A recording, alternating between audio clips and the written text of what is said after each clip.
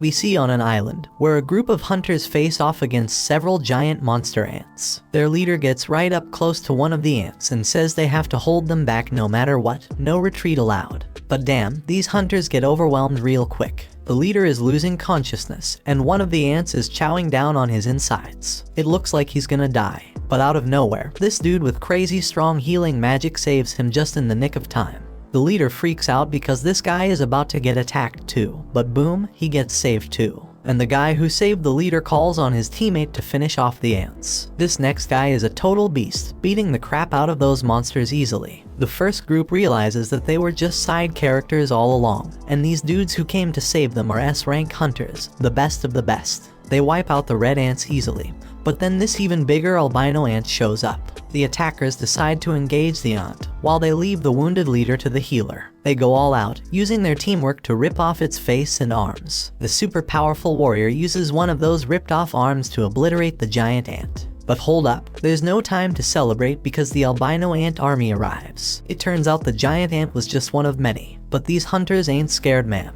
The mage guy powers up his lightning, and the brute dude goes into full-on Hulk mode, ripping his clothes apart with his massive muscles. You can see their crazy fight from the city, where this other guy named Choi is relieved they made it in time. Choi's got his hands full because the city's got a serious ant problem too. But he handles it like a boss and lights it up with some serious flames, leaving only the colorless ones. And he's got a team of exterminators to help him out. We then learn that over 10 years ago, portals that could connect to a different dimension suddenly appeared in the world. And guess what? All types of monsters come from the portal. Only folks with special powers, called hunters, can fight them off. The hunters are ranked based on their magical abilities, from S rank being the highest to E rank being the lowest. But here's the kicker, once their powers awaken, they can't get any stronger, no matter how hard they try. 3 years have gone by, and that construction site is now a dungeon raid spot. We see this dude grabbing some drink before he heads in, and one of his friends calls out to him. He's surprised to see him there since he heard that Park quit being a hunter. That was true, but then the economy smacked him in the face after his wife got pregnant a second time.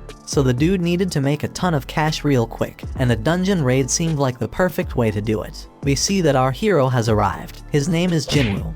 He recently joined the group, but they've already nicknamed him the weakest hunter ever. He greets everyone as he walks in, so Park asks why everyone seems to know him, thinking maybe he's some super strong hunter, but it's the complete opposite. Jinwoo is known as the weakest hunter ever. He managed to get himself injured and ended up in the hospital in an E-rank dungeon. They might as well create a new rank just for him, like an F rank, because he's that weak. But here's the thing, his reputation as the weakest works in his favor. If they call him in for a dungeon raid, it means it's probably gonna be a piece of cake. Jinwoo heard every word they said about him, but he couldn't deny it because it was true. He's just that damn weak. This woman named Juhi calls him out, and it turns out Jinwoo knows her from a previous mission they did together. But forget the greetings, she's more concerned about his latest injuries, and asks him what the hell happened this time. They sit down, and Jinwoo explains the embarrassing fact that he got injured in the lowest ranking dungeon. And get this, the team didn't even have a healer with them, because they didn't think any hunter would be dumb enough to injure themselves there. But they didn't take into account Jinwoo Dumbass' existence. Juhi gets pissed on his behalf, but Jinwoo already knows it ain't their fault. It's his damn fault for being so weak in the first place. It's time to enter the dungeon, and they're all about to head in. So this dude named Song Cheol suggests he be the party leader for this expedition. No one objects, so he leads the way, and before Jinwoo goes in, he gets a friendly reminder to stick close to the group, so he doesn't get hurt again. Jinwoo's only weapon is a crappy little knife with barely any magic power because that's all he can afford with his measly earnings. But he swears he'll give it his all anyway. In another place, there's this president of the Hunters Association named Juhi. He just finished a meeting with the government. They warned him about something called dungeon break that they needed to avoid. However, these same people demanded that they get the goods obtained from the dungeon. The members of the association make their living by selling the stuff they find in the dungeon, so Juhi doesn't have a problem with that request. The crystals they get from defeating magical creatures are called magic gems, and they sell them for money. Now let's go back to Jinwoo. Somehow, he managed to get his hands on a magic gem. Of course, he's thrilled about finally getting one, but he quickly has to defend himself against a goblin. When Jinwoo attacks the goblin, Jinwoo's blade shatters to pieces. The goblin stabs our hero, and instead of fighting back, Jinwoo just stands there screaming. Luckily, the big guy from earlier rushes past the useless girl and saves Jinwoo. While she heals him, Jinwoo can only watch as the rest of the team does all the work. We then find out that magic gems obtained from high-ranking magical creatures can be used to make more powerful weapons to defeat even stronger creatures. Mana crystals from the dungeon can also be used as weapons, but they're not nearly as effective as the magic gems. The government wants to use these items as a new kind of energy source. It's safer, more efficient, and causes less pollution compared to other types of power. It's like the perfect green energy, and the government is desperately researching how to generate electricity from these gems and crystals. Since these items can only come from the dungeon, hunters become incredibly valuable. Meanwhile, back in the dungeon, the team celebrates their victory after defeating the dungeon boss. Jinwoo must be the weakest person ever because he took a beating and Jinwoo is still healing him. She wonders why he even became a hunter if he's always getting injured, and thinks he's gonna meet his end one day. Jinwoo apologizes, but his words don't mean much and she's just worried about him. Everyone gets their share of the spoils from the battle, but there weren't many mana crystals, so they won't make much money. Jinwoo starts to doubt himself and feels disappointed to have only gotten a measly E-rank gem. He starts questioning if it's even worth risking his life for. One guy on the team calls everyone's attention to a huge hole, and they all gather around to figure out what the heck it is. Looks like a cave, but they're in a dungeon, so it's more likely to be a double dungeon. It's rare, but they've heard of it before, and their suspicion is confirmed, because they've already taken down the dungeon boss, yet the place hasn't started closing like a regular dungeon would. It seems like there's more loot to be grabbed deeper inside. Now Song Cheol tries to be the voice of reason and suggests that they follow the normal protocol by informing the association about the double dungeon and following their instructions. But the team ain't down with that idea, because it means giving up all the untapped loot that's probably waiting for them down there. Then this guy Park says it's just an F-rank dungeon, and then he brings up his wife and kid, talking about how he needs to make more money to support them. Song Cheol gets the point they're trying to make, but he wants to hear everyone's opinions before making a decision. Each team member chimes in with a mix of approval for venturing deeper and the realization that this is a clear death trap. In reality, 6 voices are answering to go to the cave, while 6 voices want to turn back. That means someone needs to break that tie, and the only one left who hasn't voted is Jinwoo. The decision is left up to him, and he knows damn well that a D-rank dungeon is insanely dangerous for him. But with his father missing, he's the only one in his family who can earn any money. He's already burdened with a ton of financial responsibilities. His mom's in the hospital, and his sister needs to go to college, so he can't stay broke forever. So he decides to go into the dungeon. Elsewhere, in the lab, where people are getting tested for their magical powers. In the waiting room, the others are ready to recruit any promising new hunters. This ranked hunter Choi has told his people that regardless of age or gender, they're getting recruited. Meanwhile, some thieves snatch a purse and get ready to run over a girl who's in their way. This girl fearlessly snatches the purse back from those guys without even blinking. It's like it's just a regular day for her. This girl is Cha-hee, the famous S-rank hunter. She's a celebrity, but she can't handle all the attention. Her fans go crazy over her, and she makes a super dramatic exit. Back in the dungeon, the party has been walking for 40 minutes now, and they haven't found anything valuable yet. And the portal to a dungeon closes after an hour, so they only have another 20 minutes before they're out of time completely. Jinwoo says sorry to Joo-hee for making her come along because of his vote, but she's more pissed about how he doesn't worry more about his own life. If he had been stabbed just a bit higher, he'd be dead. And on top of that, she had a hard time healing his hands and feet. She keeps scolding him, and he realizes that it's only because of the B-rank healer that he can survive. Jinwoo feels sorry, so she suggests that buying her a meal would be a good apology. Our boy is taken aback by her forwardness, but before they can continue their discussion, the team discovers the boss's room. It's unusual to find such massive doors, so something feels off. Kim refuses to leave empty-handed and is determined to enter, with the others joining him. Meanwhile, in the city, a group of hunters are going through an orientation where they watch a video of Gunhee. He explains that the dungeon portal has been around for over 10 years, and there are still many mysteries within. Being a hunter is dangerous, even for the most experienced ones, so they must always be cautious during a raid mission. They can't afford to be arrogant, and the main key to survival is extreme caution. However, this group in the dungeon seems to have completely forgotten those words and is entering a mysterious, dangerous, and unexplored room. These guys act very naturally, as if they're on some amusement park ride, as they've never seen a dungeon like this before. The statues look ancient, and at least 100 years old. Jinwoo is fixated on the biggest one, and Joohee starts feeling uneasy due to the eerie silence. Everyone wonders where the boss is, and Song Chil stares at something that looks like a magic circle on the floor. His attention is drawn to a tablet with ancient writings, containing commandments about worshipping some god. But Song is more concerned about something else. Joohee is certain she saw the giant statue's eyes move as if it was looking right at them. Jinwoo thinks she's just losing her mind, but everyone is shocked when the door suddenly slams shut. One dude on the team, who didn't even want to come in the first place, realizes something's off and tries to bail. But out of nowhere, one of the statues slices off half his body in an instant. Everyone loses their minds, because not only did someone just die, they got taken out so damn fast that nobody stands a chance against that power. Our boy turns his gaze back to the main statue, hoping that it doesn't move as well, but to his horror, it looks back at him. We take a peek into Jinwoo's past. The dude's been through some serious life or death situations. In his first mission, he got separated from his crew and attacked. Another time, he damn near starved to death while trapped in a maze. He's even been injured by some weak magic beast and ended up in the hospital for weeks. Even the lowest ranked, crappiest dungeons pose a real threat to this guy. Most hunters collect gems and sell them to buy better weapons, which they use to take down tougher beasts and earn bigger rewards. But not Jinwoo. He's stuck with a cheap little knife, and if that thing ever breaks during a fight, he's left fighting barehanded.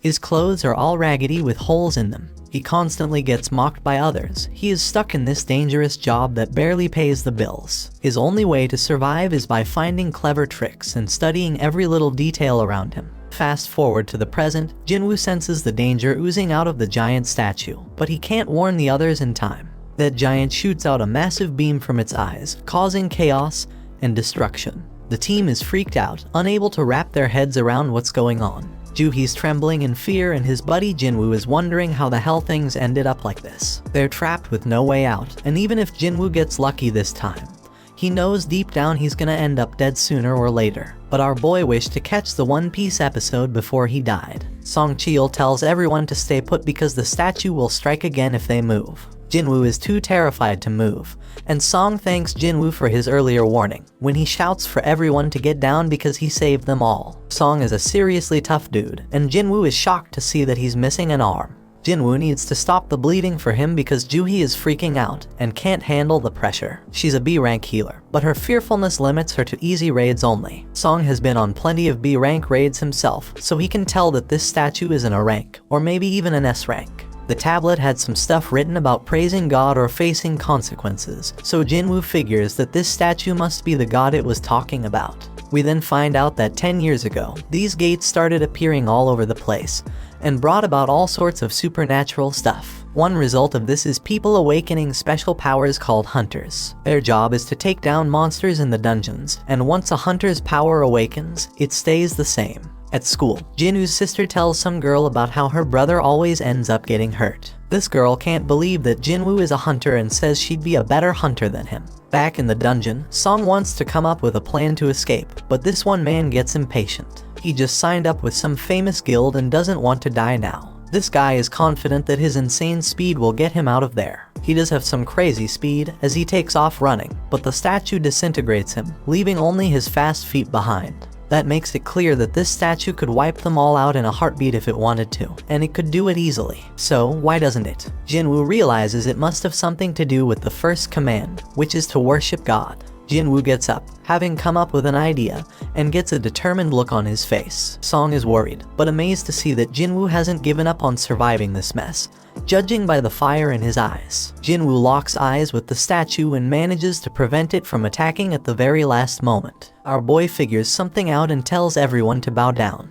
Jinwoo thinks that if they show some respect to God by keeping their heads low, these freaky statues won't attack. Now everyone else is too damn clueless to come up with a better plan, so they all start bowing down to the statue, scared as hell, hoping this will save their sorry asses. But things get terrifying when the statue makes a terrifying face, moving mutton chop despite all the advice, and gets all pumped up because the statue ain't attacking anymore. And guess what? Everyone follows his dumb lead. But our boy he's say there's more to this crap. Right then, the statue makes a crazy move and stands the hell up. Now the supposed leader turns to Jinwoo, hoping he's got a plan. But damn, our boy doesn't, but for the fact that they can't break the commandments set by the tablet. The second commandment says they gotta praise God, so this brave dude with long hair steps up and starts praying to the damn thing.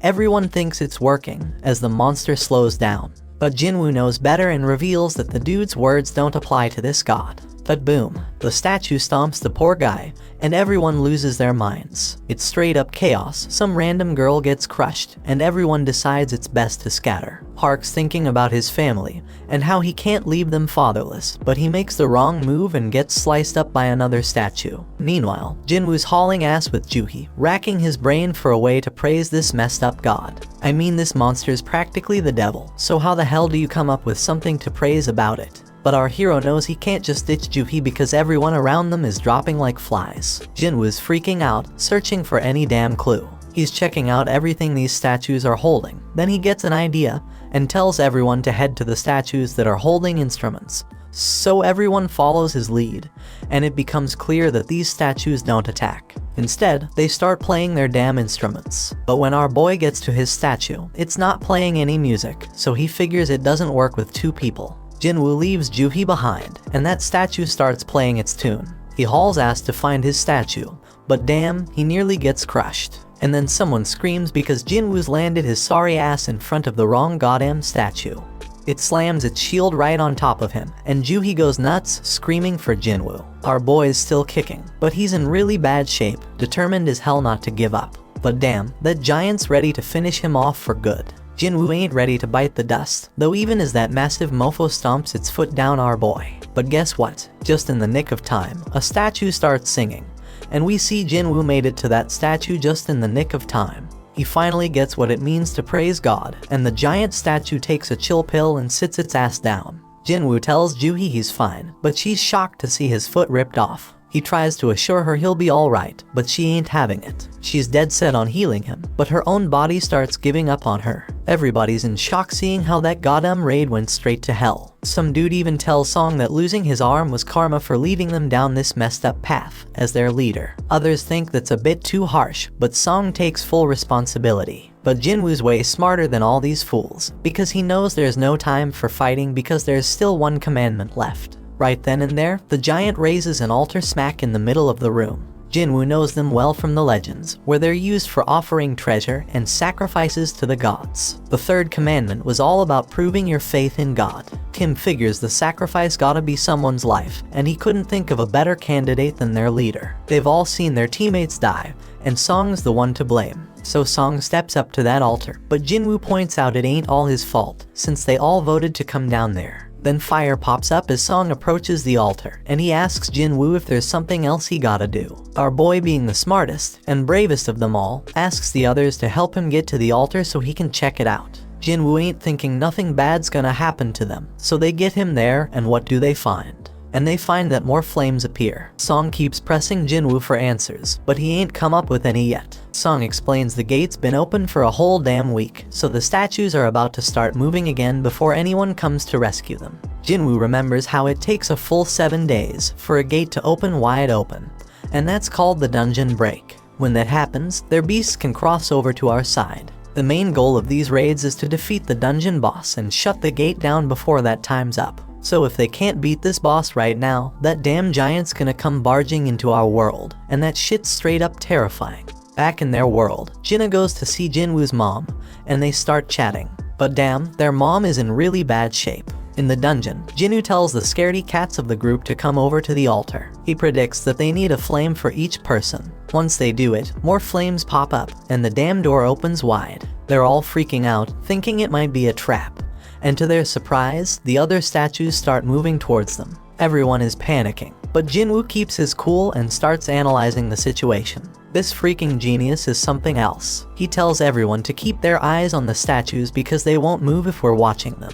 Everyone follows his orders, and shockingly it works. Everyone's doing their best to keep their eyes on those terrifying statues, but then this one chick gives in to fear and tries to haul ass toward the door. As soon as she crosses the circle, her flame goes out, but she manages to make it out the damn door. Song Cheol can't figure out what the hell is happening. The door closed a bit, but the girl made it out alright. He thought we were supposed to stay in the circle, so naturally, he turned to Jinwoo for answers. Jinwoo's just as confused, but he starts analyzing everything again. Those blue flames have been burning out over time. One of the fire ones went out when that girl escaped. The first order was to revere, the second was to praise, and the third was to prove our faith. Jinwoo is damn sure that the door must be a trap. This situation is dangerous as hell, and it's messing with our heads, giving us false hope. It makes him wonder if this is some test of our faith in this god. Jinwoo gets thrown to the ground as the next dumbass decides to make a run for it, and the same shit happens. His flame goes out, the door closes a bit more,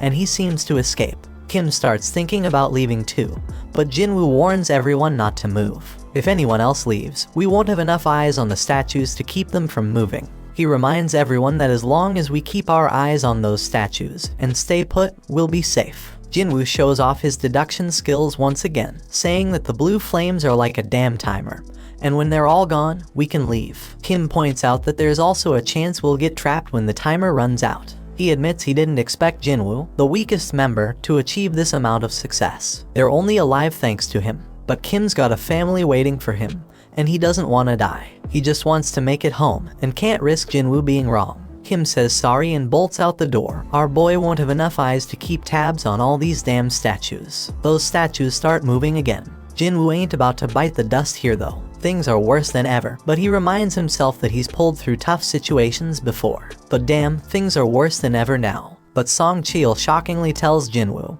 and Juhee to leave. He predicts that as long as one person stays by the altar, the door will stay open. And since Jinwoo and Juhee have some long lives ahead of them, he insists they should be the ones to make a run for it. Song Cheol wants Juhee to look after Jinwoo, but the poor girl's legs give. Things couldn't possibly get any worse, and Song realizes that Juhee must have pushed herself too hard to heal Jinwoo. Things have gone to the dogs, so Jinwoo tells everyone to leave him behind. Juhee needs someone to carry her ass out of there, and Song's the only one with 2 working feet. Juhee thinks she should be the one left behind, but Jinwoo reminds her about that lunch date they had planned. He hands her his gem so she can treat herself to a meal, and promises to get the change when they all make it out of this dungeon. Juhee won't ditch him, but Sung apologizes and knocks her out. They're running out of time. He apologizes to Jinwoo too, and bolts with Juhee to safety. Our boy can at least find comfort in knowing he's the only one who's gotta bite it, and his only regret is not having a better damn life insurance policy. Our hero grabs hold of a sword, dead set on taking one of these statues down with him. He tells them to bring it on. Those statues go full savage mode, ripping into him as he fights tooth and nail to stay alive. Jinwoo thinks about how he has always been the weakest. He's constantly getting mocked for it, but he's always given it his all. These damn statues ain't letting up, they chop off his arm, and Jinwoo screams in pure agony. He's angry because it doesn't have to end this way after he poured his heart and soul into trying to become stronger. But these statues keep inflicting more pain, and thrash him about further. But despite all the setbacks, he can't help but think about how he gave everything he had to make it this far. He's a fighter, even with just a sliver of life left in him.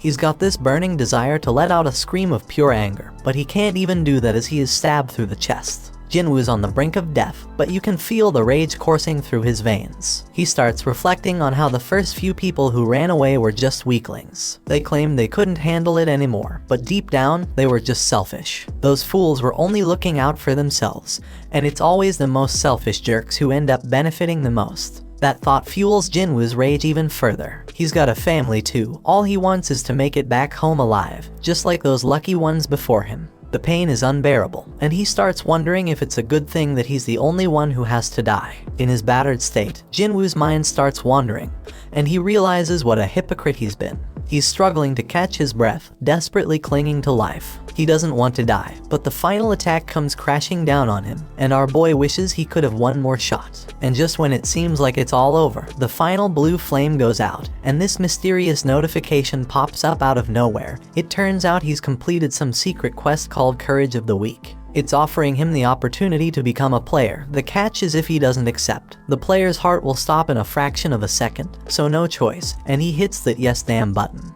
Right at that moment, Jinwoo wakes up in the damn hospital, and he's straight up shocked to find out that he's still got his damn arm. He remembers getting dismembered and all, but here he is, with his leg intact too. No sign of getting stabbed in the chest either, so he starts thinking, was that all just a crazy dream? And just when he's pondering this, some dude named Woo rolls up and introduces himself as the manager of the Hunter Association surveillance team. And that purple-haired dude, yeah, his name's Kang, but they ain't saying why they are there. They do reveal that Jinwoo was unconscious for 3 straight days. And get this, Joohee and Song ain't dead either. Song lost his arm though, so he might have to peace out as a hunter. Joohee's all sorts of messed up mentally, so she's getting psychiatric care. But it doesn't look too good, bro, so she's probably not gonna continue as a hunter. Only 6 peeps made it out alive from that crazy double dungeon they stumbled upon. Being a hunter is always a risky business, but what went down that day was a real tragedy. And here's the real mind-boggler, when another guild showed up later after being alerted by the survivors, and they found just Jinwoo. No signs of the temple or their statues. The survivors all told the same wild-ass story, which is hella hard to believe. Everyone's stories match up perfectly, so nobody's suspecting them. It's a crazy situation. And now, Woo's got this theory. He looks at Jinwoo and asks if he has a second awakening. Woo explains that a hunter's power is determined when they awaken it, and it doesn't change after that. But on some crazy rare occasions, a hunter can go through a second awakening. This mind-blowing event can push them past their previous limits, even to the ORS rank. Jinwoo gets all pumped up, thinking about this, and Woo brings out this meter thing to test Jinwoo's power. Woo figures that if they really went up against an instant-level magic beast as the survivors said, a low-level hunter wouldn't stand a chance. And since there ain't a single monster trace left behind, the most likely explanation is Jinwoo's second awakening. Jinwoo's hyped as hell to hear the results of his mana test. But damn, the results ain't looking good. Woo admits they messed up, and they leave. Turns out Jinwoo only scores a lousy 10 on the test. Even E-rankers usually get at least 70. A score of 10 puts Jinwoo in civilian territory. And to top it off, the dungeon just vanished, so they can't even investigate how Jinwoo pulled off survival. Jinwoo's bummed out by the whole damn thing, but he can't help but wonder why those guys didn't ask about the freaking thing floating in the air. He's freaking out, wondering if he's the only one who can see this, and then he realizes it's like a touch screen or something. Jinwoo remembers getting a message about becoming a player, but his sister interrupts his thoughts. She's all worried about him, so he apologizes and asks if she can see the panel. She can't see it, so he asks if she knows how opening messages in games usually work. Jinna thinks he's gone nuts, but our boy reminds her she used to be a gamer. She gives him the obvious answer, saying he just needs to check his inbox. Right then, a notification pops up saying Jinwoo has a daily quest, which is all about strength training. After Jinna leaves, our hero opens up a ton of these panels. They explain that the system is there to help the player get better, and if he doesn't follow it, there's gonna be consequences. They've also sent him some rewards, but Jinwoo has no clue what any of it means. Jinwoo accepts his daily quest, which sets out a bunch of goals like push-ups, sit-ups, squats, and running. But if he fails to complete the quest, he's gonna get penalized. Jinwoo starts wondering if this whole thing's a joke since he's stuck in the hospital and ain't got no energy for any of that crap. Outside, Woo tells the chairman that Jinwoo didn't have a second awakening. The whole incident's still a mystery, so they gonna mark it as a special case and look into it more. Meanwhile, Mr. Choi tells Cha-hee that she gonna be part of a B-rank raid as an instructor. This raid's gonna test and train the recruits, and he can't think of a better instructor than her. Cha-hee doubts her teaching skills, but Mr. Choi tells her to just fight like she always does, and everyone gonna learn from watching her. He goes on to explain that the Hunter Guild is one of the top 5 guilds in the country, but they ain't nothing special on the international stage. Hunters can't level up on their own, but they can improve their collective combat skills. Somewhere else, another gate opens up, and the observers are all like, damn, when are the hunters gonna show up? At the freaking hospital, Jinwoo falls asleep as the clock reaches midnight. Then a damn notification pops up, saying he didn't finish his quest, and suddenly the ground starts shaking like crazy. Jinwoo is frigging terrified when he finds himself in the middle of a damn desert, and to make things worse, there's this giant creepy caterpillar monster right in front of him. But suddenly another notification pops up, saying he's got a penalty quest, and he's gotta survive for 4 freaking hours. Back at the hospital, the nurses are all like, where the hell is Jinwoo? Because he's nowhere to be found. Little do they know our hero is stuck in some other dimension, running for his damn life. The giant caterpillar thing is closing in on him, and he's like, oh shit, because there's more than one of them. And if that ain't bad enough, Jinwoo still has 2 hours to get his ass back to the hospital. The nurses keep searching for him, they are all worried. Meanwhile, poor Jinwoo is running his ass off, knowing he's running out of time. The caterpillars are getting closer and closer, but just as the clock hits the deadline, Jinwoo finds himself back at the hospital.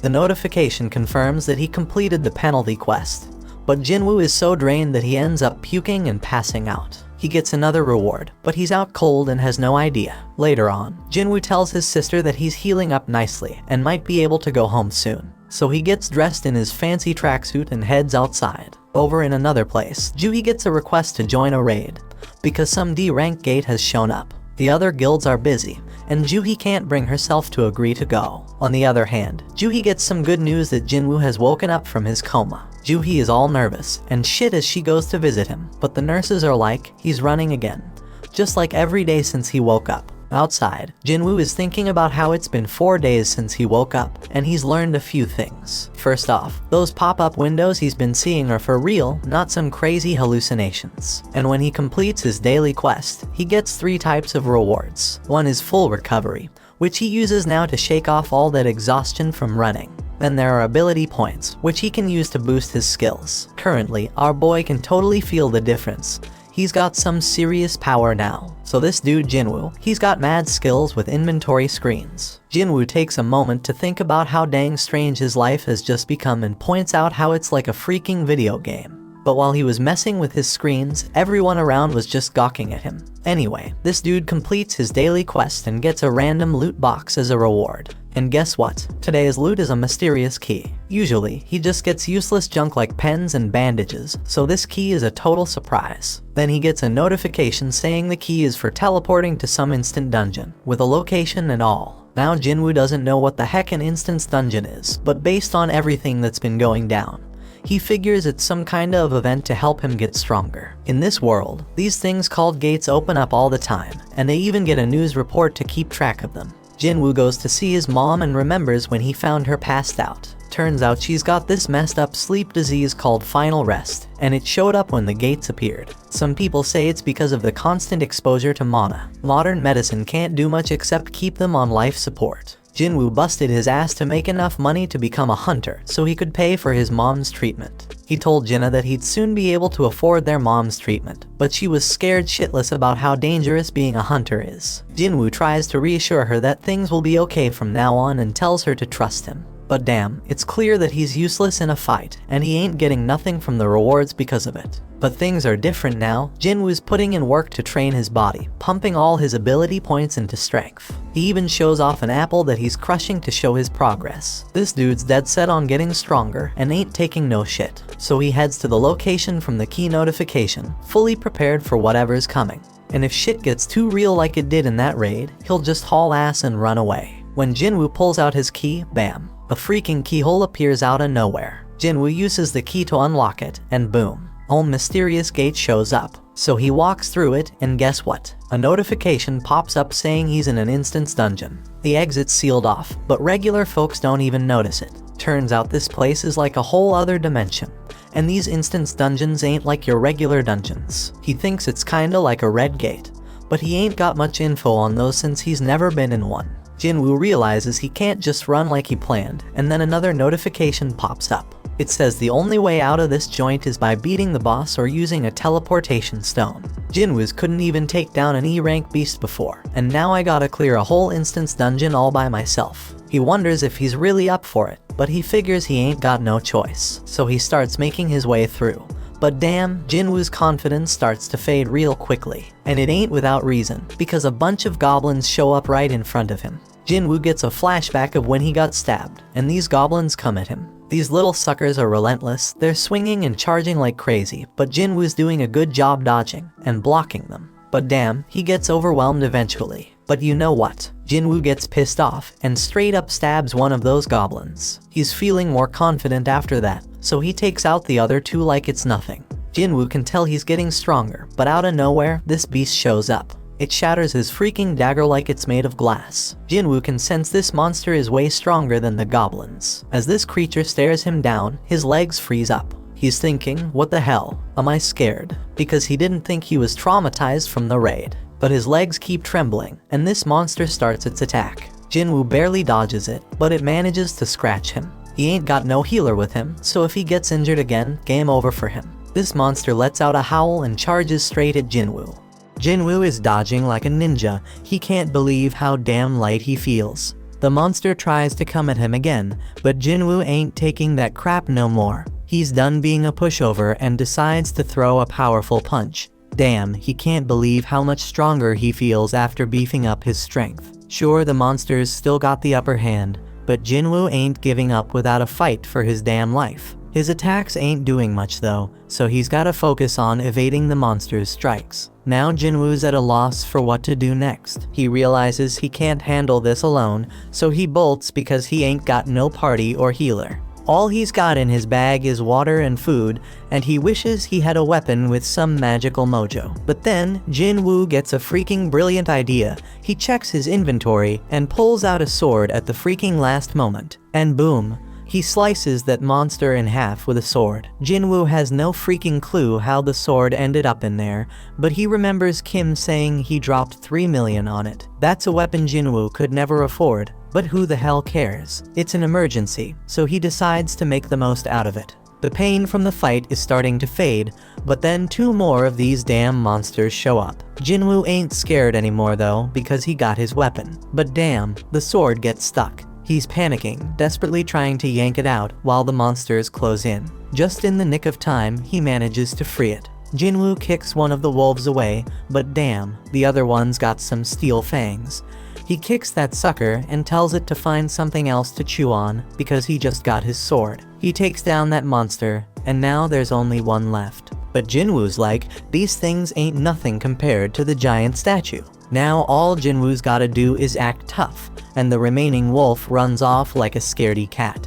When he finally gets a break, Jinwoo realizes he's reached level 2, something that never happened with his daily quests. He figures it's because this was real combat, and he realizes all his stats go up by 1 when he levels up. So he gets 5 points from real combat, while daily quests only give him 3. Fighting is more efficient, no doubt about it. He ain't sure exactly how much 1 point makes a difference yet, but Jinwoo's certain that strength is the most important stat of them all. He's got it at 32 now, and he feels like he's walking on air. He thinks the higher his base abilities grow, the more points he'll gain. Our boy is more fired up than ever now that he's found a way to get stronger. So he goes to check the beast for essence stones, but damn, he gets items instead. Like in games, Jinwoo figures this dungeon, and the magic beasts inside are different from the ones in gates. And guess what? He's shocked to find out his system has a freaking shop, but his level is too low to buy anything.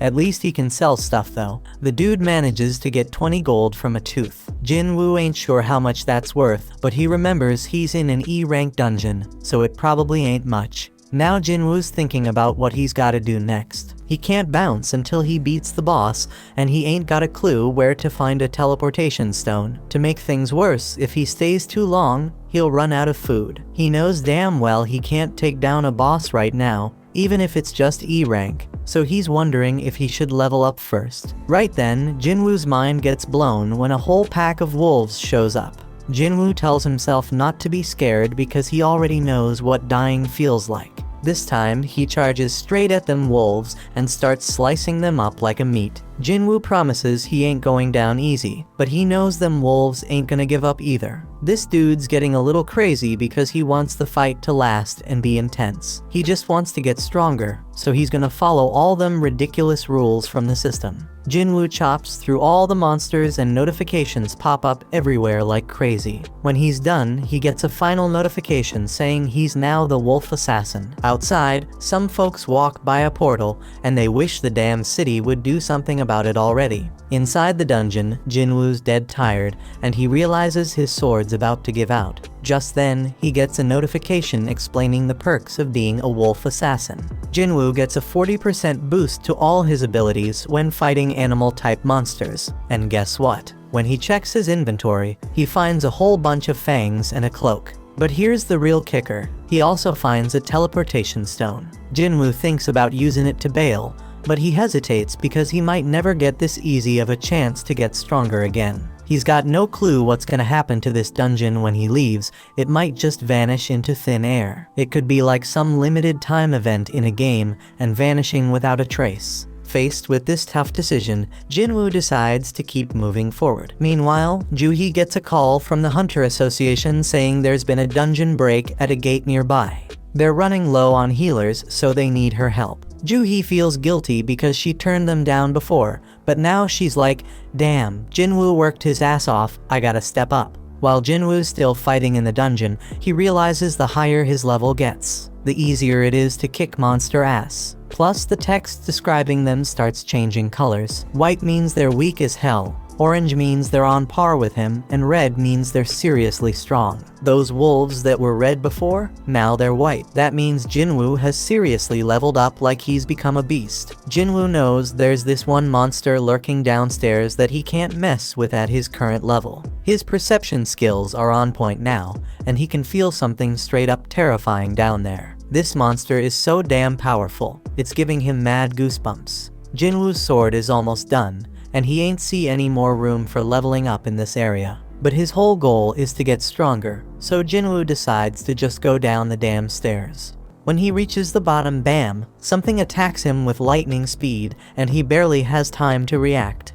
Jinwoo's sword snaps in half, and this massive serpent pops up in front of him. Damn, Jinwoo's mind is blown, because even with all his leveling up, this beast's name is still orange to him, which means it's insanely tough. It's crystal clear that this snake is the boss, and there's no way his sword can pierce its thick scales. He knows for sure that fighting without a weapon would be a death sentence, so when the snake strikes, Jinwoo goes all out with his sword. This colossal snake knows how to pack a punch, so Jinwoo needs to figure out a way to get around its defenses. But damn, this thing's armor is hella tough, so all Jinwoo can do is run for his life. The snake whips its tail like a straight-up badass, and Jinwoo knows he's screwed if he gets hit. He does his best to block it, but he takes some serious damage. This creature doesn't quit. Jinwoo gets tossed around like a rag doll, and he even has a train launched at him. Our boy thought he had gotten stronger, but it wasn't enough. The train barely misses crushing him, and Jinwoo starts questioning himself. How much stronger does he gotta get before he stops being the laughingstock? He remembers when people called him the weakest hunter ever, and it hits him hard. Song was the one who spilled the beans, and he pumped up Jinwoo to prove them all wrong. As this snake straight up overwhelms him with its crazy power, tossing him into a whole new area, Jinwoo has an epiphany. He got stuck with that nickname because he was weak, the same reason he got mocked. Jinwoo takes a second look and realizes that those with mad strength always have the upper hand in any situation. But the powerless ones ain't got nothing to do around the strong except shake in fear and stand around like losers. The weaklings always get looked down upon. You might be smart, creative, and caring, but when you face some serious strength, none of that's gonna save your sorry ass. Jinwoo figures out that being kind won't get him anywhere, so he's gotta toughen up. With this newfound determination, Jinwoo straight up jumps on that snake. The ferocious monster throws him off, but Jinwoo swears to himself that he'll get stronger, and suddenly his body starts glowing. Jinwoo dodges the snake again like a boss and strikes it with his sword, but he's even more determined now. He compares what he's feeling right now to the terror he felt during that raid, and declares that this is gonna be way easier than that day. Jinwoo pulls off this sick move, using his sword to ride the snake again, but then he tosses it aside all shaky, and grabs that beast with his bare hands. Jinwoo admits that he's been laser focused on boosting his strength ever since he got that leveling system. So he decides to rely on that now and starts crushing the snake's tough scales. The snake's trying to shake him off, but it's too damn late because Jinwoo knows he can kill that sucker. Jinwoo straight up demands the snake to die, using his crazy physical strength to defeat it. Then boom, he gets a notification saying he leveled up multiple times, and our hero bursts out laughing. He's like, damn, I really got stronger. We see the aftermath of this epic battle. Another notification explains that he just kicked the Swamp King's ass. He gets this badass dagger made from the serpent's fangs that's twice as powerful as Kim's sword. It even has paralysis and drain effects, oh, and he also gets this toxic potion that'll make his skin tough as nails, but mess up his muscles permanently. Now the dungeon turns into a train station, and Jinwoo realizes he beat the whole damn thing by himself. He's walking around with his broken sword, but there's nobody in sight. Some soldier tells Jinwoo to find shelter, but he quickly figures out that Jinwoo is a hunter. The soldier's like, my bad, let's go kick some ass together. There are monsters all over the place, so Jinwoo figures it must have been a dungeon break, and some magic beast came out of a portal. The soldier says they handled most of the situation, but there's still one huge badass monster left. Jinwoo's perception ability has gone through the roof, and he can sense where the boss is. We see this massive golem wrecking shit, and the people are scared as hell it's gonna get worse. The hunters are struggling to fight it, and the leader tells the healers to focus on keeping their tank alive. The healers are all like, "We're doing our damn job," and the tank wonders what the damage dealers are even doing. The damage dealers are giving it their all, but the golem's defense is insane. And to make matters worse, they don't have enough hunters who can use magic. Jinwoo expertly analyzes the situation and realizes that this group of hunters was put together in a hurry. No wonder they ain't working together. He uses his perception again and sees their ranks. 2 A ranks and 2 D ranks. One of those D ranks is a tank, which explains why they can't take down the golem. This battle's been going on for a hot minute, and then he checks out the healers and is shocked to see that Juhee is one of them. Juhee gets told by one of the hunters to pitch in and help. She reminds her that she's supposed to be a B rank healer, but then she snaps out of her fear and casts a spell. And the hunter's like, "Stay focused, girl." But poor Juhee can't shake off those creepy memories of the giant statue, so she loses her concentration again. Jinwoo notices she's still freaked out, but he doesn't blame her, because he's feeling the same way. Then it hits him that things have actually changed. This golem is a weak-ass D rank boss, way weaker than the one he just fought. The hunters start freaking out because they're losing the battle real quick, and they realize they ain't got a chance without a higher ranked hunter. That's when Jinwoo gears up for an attack and figures out that they can take down the golem if they can just break through its defenses. Jinwoo plans to lend them a hand by using an attack strong enough to pierce through the stone. Jinwoo hurls his busted sword with so much force that it straight up shatters the golem's shield, and the hunters start wailing at it. They barely lay a finger on it and manage to bring it down. They can't believe they actually did it, but the tank guy ain't convinced. He's all like, "None of our attacks were doing squat before. What the hell broke that thing's defense?" He's dead certain it wasn't any of them because they couldn't even scratch the damn thing. Then he spots the sword lying nearby and puts 2 and 2 together. He realized that this sword was the reason, but couldn't believe it.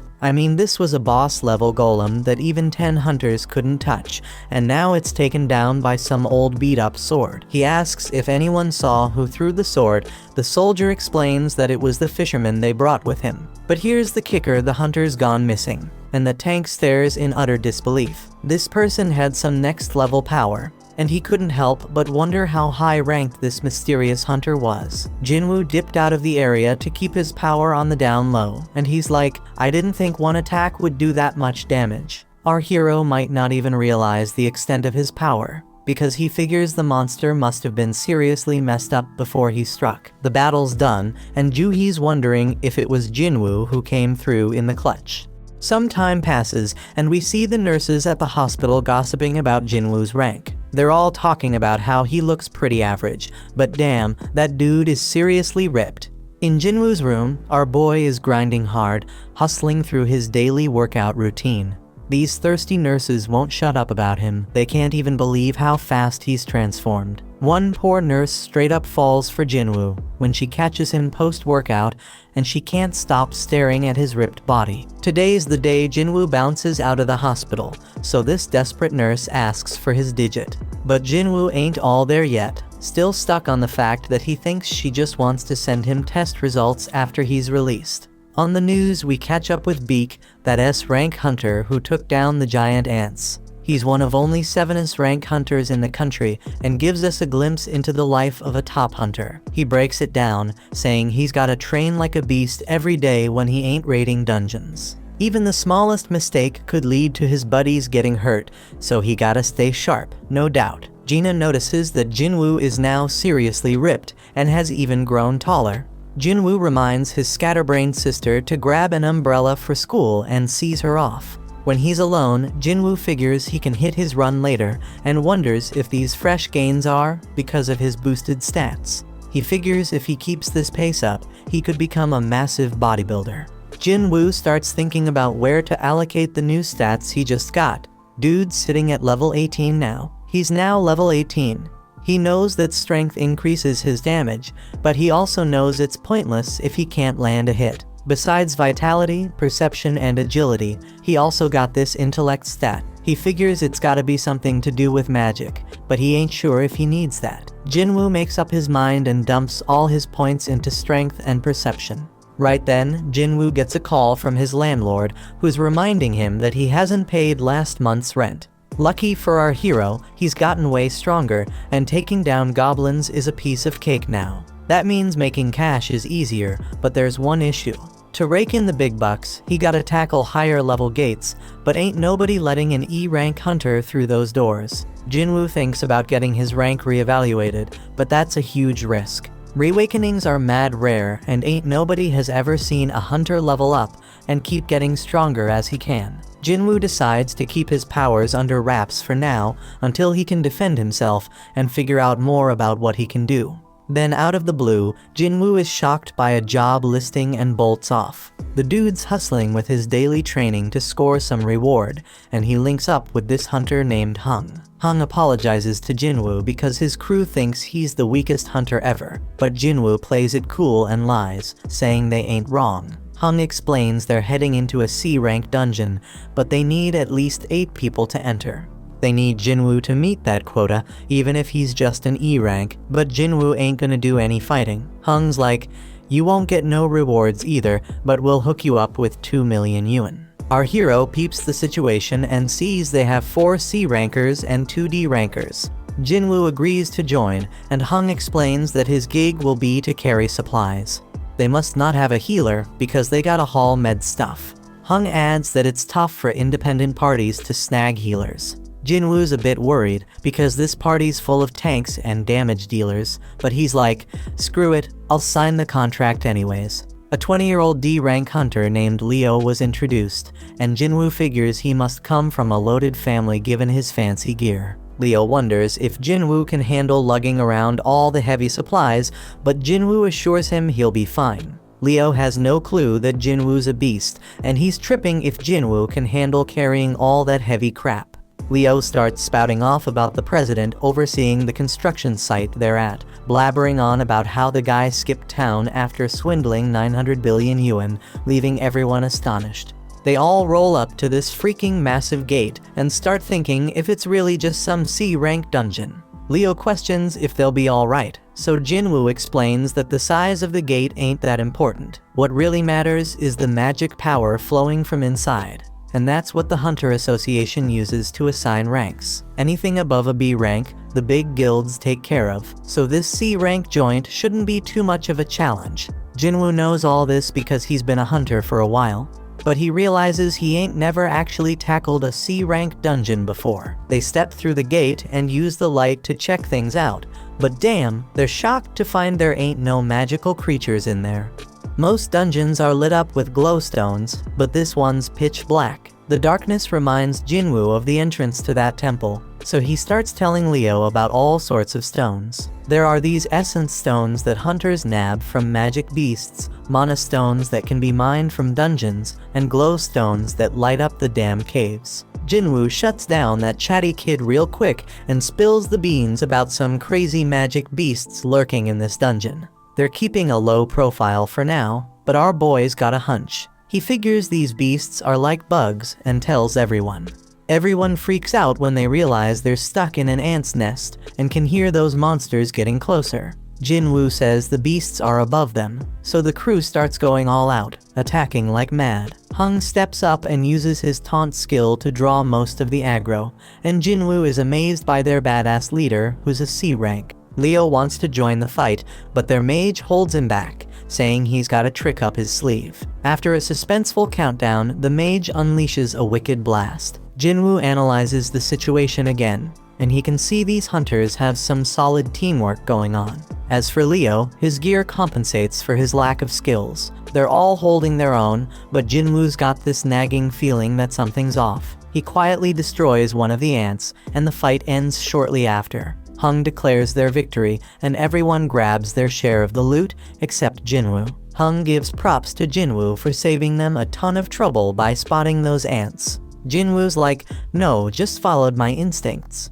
But then Hung noticed that some of the ants were messed up, and it wasn't from swords or magic. He thinks maybe some other magic beast got to them, but that would mean there's something even stronger lurking around here. Several ants were torn to shreds, so Hung wondered what could be big enough to take them down. Leo spills the beans about how his pops hooked him up with a bunch of sick gear for his first raid, and Jinwoo's stoked to hear that. He ain't sure why yet, but he tells Leo they gotta be extra careful. Over in another spot, a dude working out gets startled by a loud noise of destruction. But don't trip, someone tells him to chill because it's just their guild master training, and turns out it's Beak. This dude is a beast, and the kid's jaw drops when he sees Beak smash through a massive stone with just one hit. Beak doesn't even flinch, and says it wasn't even a good warm-up. Back in the dungeon, Leo's still worried about Jinwoo carrying everything.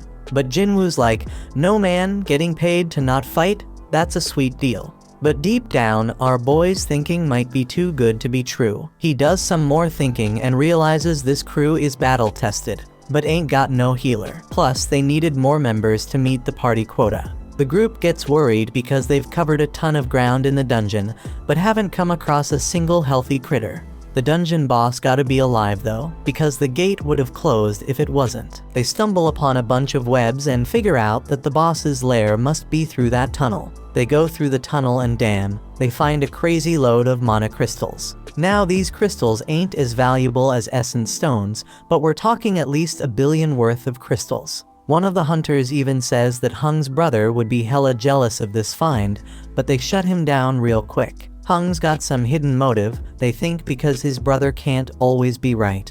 Hung ain't about to play second fiddle to his bro, so he's gonna use this massive haul as his own personal strike team training ground. Now Leo is the legal whiz, so he takes a look at Jinwoo's contract and spots something fishy. He tells Hung that the contract only says Jinwoo ain't getting a cut of the battle drops, but mana crystals ain't battle drops. That means they gotta split their findings 8 ways instead of 7. Hung all smiles and agrees, but he reminds them that the dungeon boss is nearby. They gotta defeat that boss to close the gate, so they gotta haul those mana crystals out before they take on the spider boss. Lucky for them though, the spider's snoozing.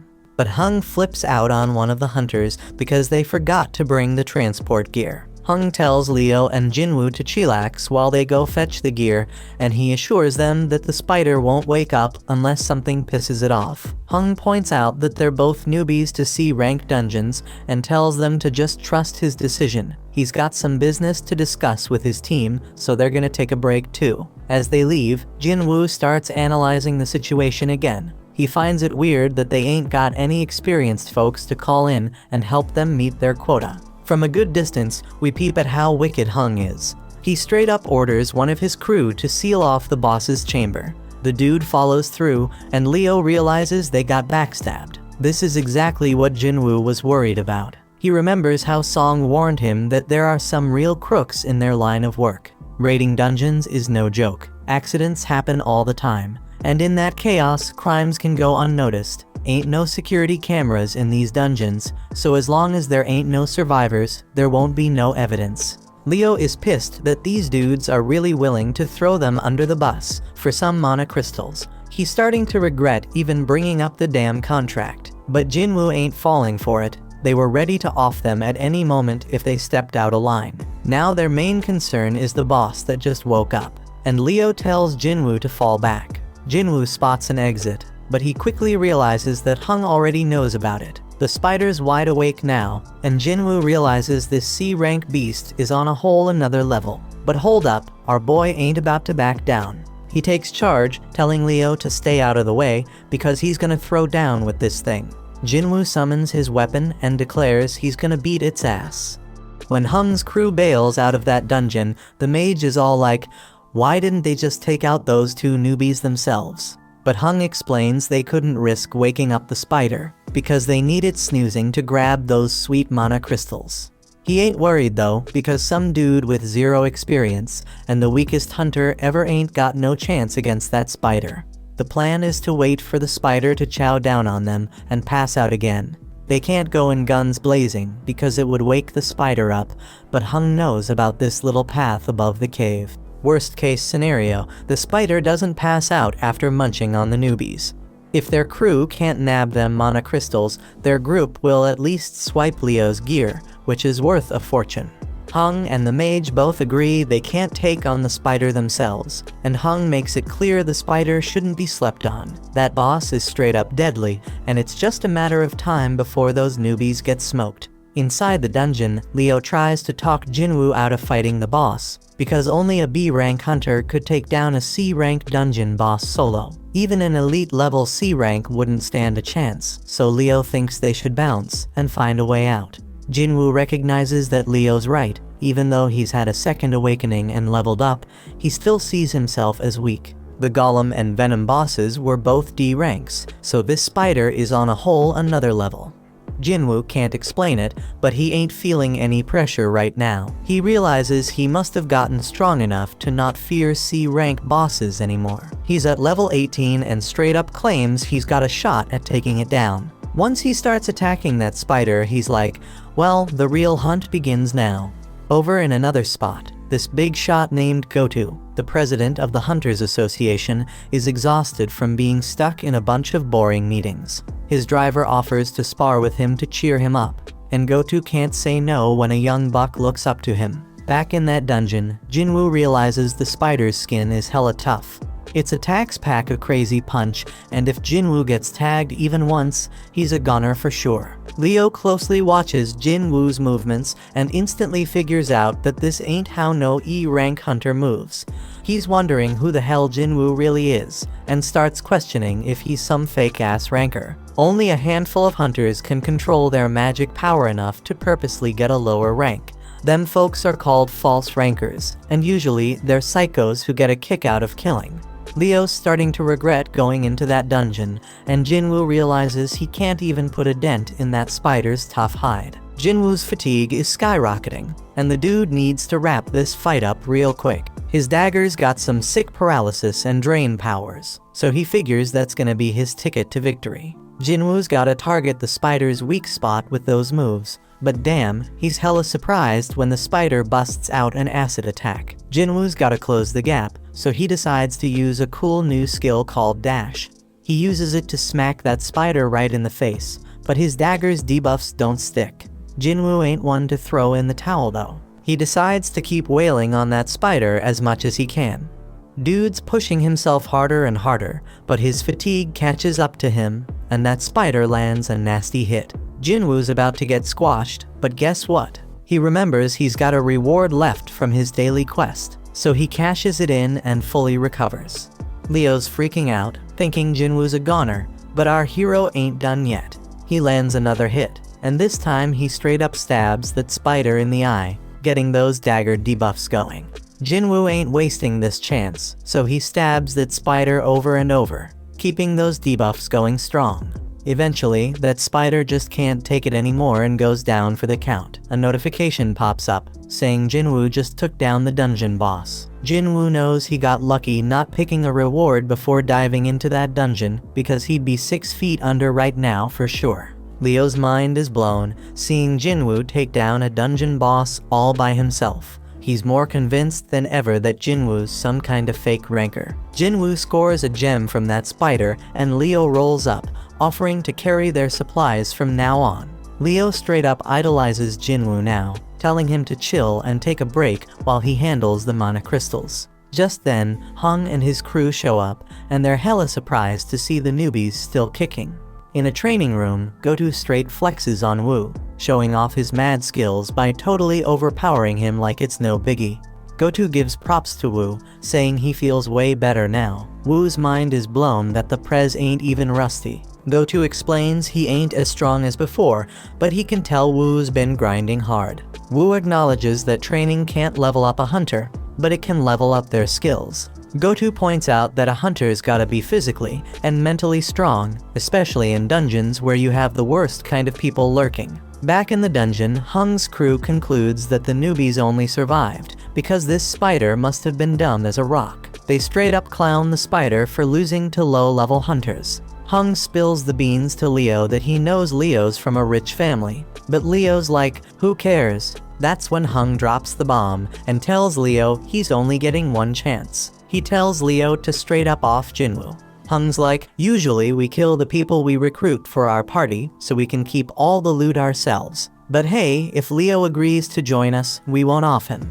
If Leo says no, we'll just kill them both. Hung thinks Leo might be a threat because he has some crazy gear that gives him superpowers to take down the spider. He'd rather not test that theory, so he wants to talk Leo into taking on weak-ass Jinwoo. Hung's stoked when Leo starts heading toward Jinwoo, but then he's all shocked when Leo ends up taking Jinwoo's side. This evil group decides to straight up end their lives, and Hung's wondering if the newbies ever had to off any peeps before. Right then and there, Jinwoo gets an urgent mission, and it's straight up wild because he gotta take out 6 enemies in front of him. Now the gang decides to go after the weaker one, so the mage attacks Jinwoo. Leo's all worried about his new buddy, and freaked when he sees how messed up Jinwoo is. Meanwhile, one of the group members, Chahi, was told to brag about how amazing she was. They struggled with a rank beast, but she took it down in a flash. These girls feel lucky because they are in 2 of the sickest guilds around. After all, there are all sorts of messed up stories about the other squads, like those strike teams with crazy high death rates. Back in the dungeon, Hung's like, it's game over, Jinwoo's done for. Jinwoo starts beating himself up for forgetting, and reminds himself that this world is all about survival of the fittest. It's a world full of shady tricks and backstabbing. He's straight up fuming because he forgot this truth and realizes he got numb to it. Jinwoo's chilled out now, and he's thinking about how he straight up messed up because he was careless and too damn cocky. This level system is pushing him to kill, so he's wondering if it needs him alive for some reason. He figures this system ain't just being nice, it wants him alive. But that's not all, it also wants him to be strong. So Jinwoo's like, if this system wants to use me, then I may use it right back. He tells the crew that they remind him that the weak ones are the ones who bite the dust in the dungeon. They are stoked to hear the weakest hunter knows how it goes, but Jinwoo points out that they better be ready for when this rule doesn't work in their favor. One of them ain't cool with Jinwoo calling them prey, but Jinwoo wastes no time showing them what he means. Everybody's straight up shocked when this dude's head gets sliced off, and Jinwoo's like, that's one down, as the kill count pops up on the updates. Jinwoo just realized he straight up murked someone, but he knows damn well he would have been 6 feet under if he hadn't. Ain't no turning back now because only the strong survive. The crew snaps out of their shock, seeing an E rank take out one of their D ranks, and they come at Jinwoo with all they have. But it's all futile because Jinwoo starts shanking them one by one. His debuffs kick in, and he takes out 2 more suckers. The archer is the next to bite the dust under Jinwoo's wrath, followed by the mage. Now there's only one left, and Leo's mind is blown, because Jinwoo's way stronger than when he faced the dungeon boss. Hung buffs up his body and thinks about how he is certain that Jinwoo is tired after dealing with the boss and 5 other hunters. Plus Hung's made his body as tough as steel, so he figures Jinwoo's dagger won't even scratch him. But Hung starts his attack, and our hero catches him off guard with his lightning speed. Jinwoo knows Hung's a beast, but he drops a bombshell on him. He crushes him and reveals he's been leveling up this whole damn time. Hung realizes Jinwoo ain't an E rank and tries to bribe him with double the cash. But Jinwoo ain't having none of it, because this dude tried to off him 3 times. Jinwoo mocks him, saying he won't get away with it, and Hung tries to threaten Jinwoo one last time. But Jinwoo reminds him that Hung himself said whatever goes down in a dungeon stays in a dungeon. Hung tries to play tough one last time, but Jinwoo straight up ends his sorry ass. Jinwoo's mission is accomplished, but the whole dungeon starts to crumble because they took down the boss. When they make it out, they're the only ones left standing after the spider showdown. The official ain't buying it because they're the lowest level peeps, but she gets distracted by some used gear. Jinwoo can't believe he's getting rewarded for the bloody mess he just caused, and he realizes he gained a skill that scares the crap out of enemies and cuts their abilities in half. The no-nonsense official concludes that Leo survived because of his gear and assumes Jinwoo, the E-rank scrub, just hid somewhere.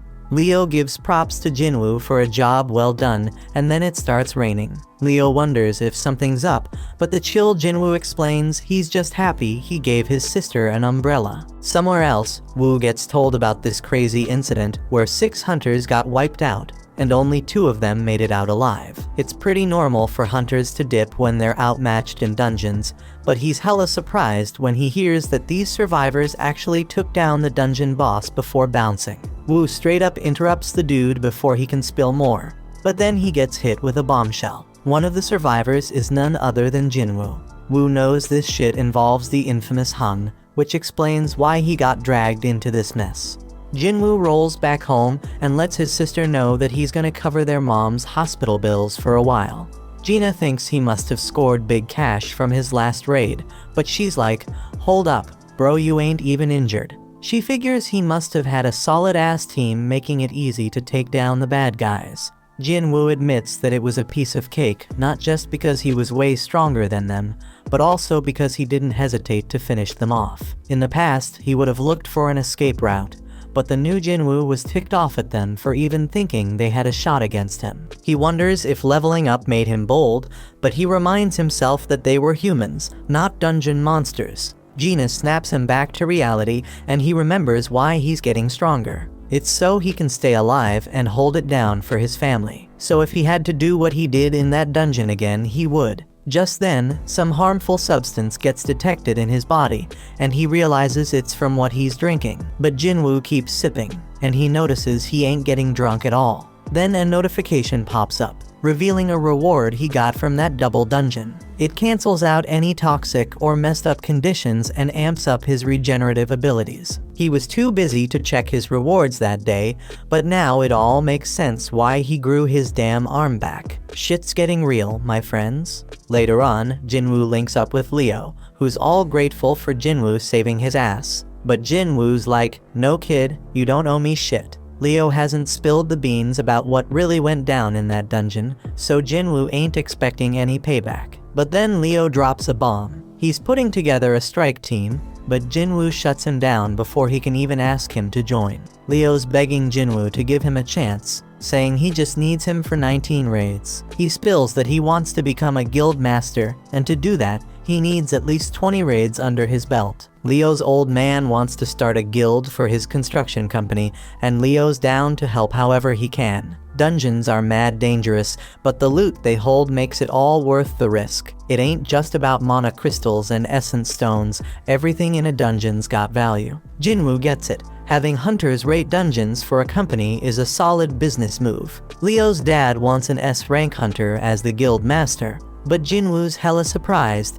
because there are only 7 rank hunters in the whole damn country. And to make it worse, the only S-rank who ain't already in a guild is Min, and that dude's retired. This means Leo's pops must be planning to snatch an S-rank from another guild. But Jinwoo warns him about that shit, because he's just gonna make enemies with the guild he takes them from. It's a risky game, my peeps. Leo switches up his game to convince Jinwoo and straight up tells him he gonna need some backup for their raids, especially if he wants to keep his power under wraps. And that's a genius move because it'll be way more convincing to his old man if he succeeds rolling with a low-rank hunter like Jinwoo who's playing pretend. Leo shows Jinwoo the building they're planning to use as the guild headquarters and says it's worth a crazy amount of money, like 30 billion yuan. That's some serious dough, man. Leo wants to give it all to Jinwoo in exchange for his help in completing 19 raids. Jinwoo would have been all over that offer in the past, but things have changed since he became the only dude who can level up. He's dead certain he can reach S rank, or maybe even higher the way things are going. But there's still too much unknown about his powers, and it would be too risky to team up with someone. So Jinwoo shuts it down and declines the offer. Leo ain't ready to give up just yet though. He promises to take Jinwoo's secret to the grave, but one look from Jinwoo sends chills down his spine, and he bounces. Meanwhile, Hung's younger brother Wang is super pissed about his brother's death and demands to know about the 2 survivors. His assistant Laura is straight up shocked when he asks what happens if he kills someone in another country, but she spills the beans anyway. If there's a treaty with that country, he gonna have a trial there, but if not, he getting sent back home to face the law. Wang wants to dip out there pronto, but Laura reminds him he has way too much going on, so he plans to deal with it later. He gives the survivors one more glare and just hopes they stick around long enough for him to take them out. The next day, Jinwoo hits the streets for a jog with his sister. Jinwoo asks her what she'd do if she had a crazy 30 billion yuan, but she can't even imagine what to do with that kind of cash because it's too damn unrealistic. When Jinwoo's flying solo, he notices his system counter keeps ticking even after he hits his goal. Gina catches up to him, but he already made up his mind to test how far that counter goes, so he takes off running again. He figures out it stops at double the goal, and after trying out all the tasks, the daily quest goes undercover. The reward for this gig comes with some straight up random loot boxes, but there's a catch: one's blessed and the other's cursed. Jinwoo ain't playing around, so he decides to roll with the blessed one for the day, and boom, he hits the jackpot. Homeboy scores another key, and it ain't just any key, it's the key to the Demon King's castle, and it is an S-level acquisition.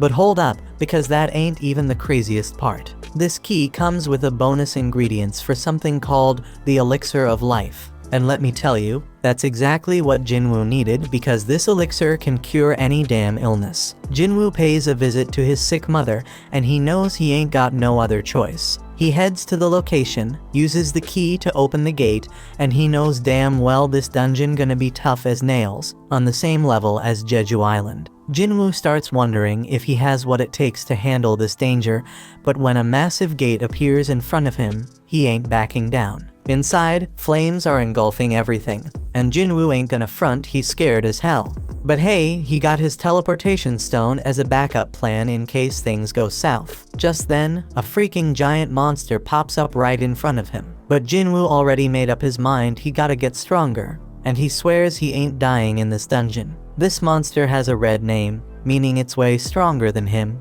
but Jinwoo has the advantage of being a wolf assassin. Our boy uses dash to close the distance real quick and starts wailing at the beast. But man, he barely does any damage, even with the bonus effects. Jinwoo tries to activate his murderous intense skill, but the debuff gets cancelled out. Our boy tries to hit the monster with his other debuffs using his dagger, but they get cancelled out too.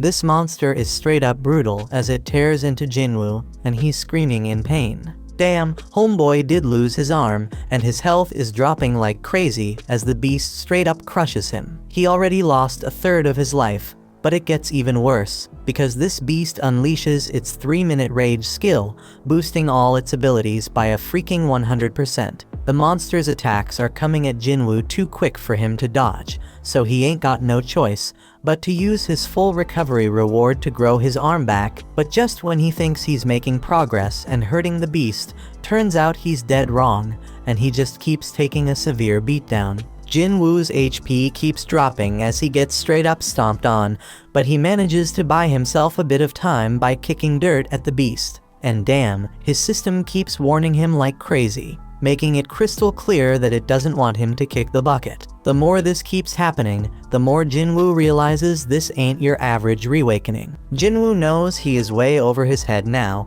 so he decides to bust out the teleportation stone. But out of nowhere, Cerberus shows up and knocks that stone right out of his hand. Jinwoo's in deep trouble now, because he only got a few more hits before he's done for. The dude's brain is working overtime trying to think of a solution, and just when he's about to lose hope, he remembers he got a shop in his system. He quickly buys 3 healing potions, but here's the catch: they only heal 100 health points each. The poison he gonna face from fighting the snake pops right up in front of him, and he realizes he has no other choice but to give it a shot. Jinwoo chugs that poison like a boss, so the system picks it up as a harmful substance and detoxifies it. It's a complete success because Jinwoo's muscles stay intact, and now he takes 20% less physical damage. Cerberus ain't playing around, and it lands a straight devastating attack on Jinwoo. But Jinwoo ain't giving up just yet, man. Homeboy declares he can still move, and guess what?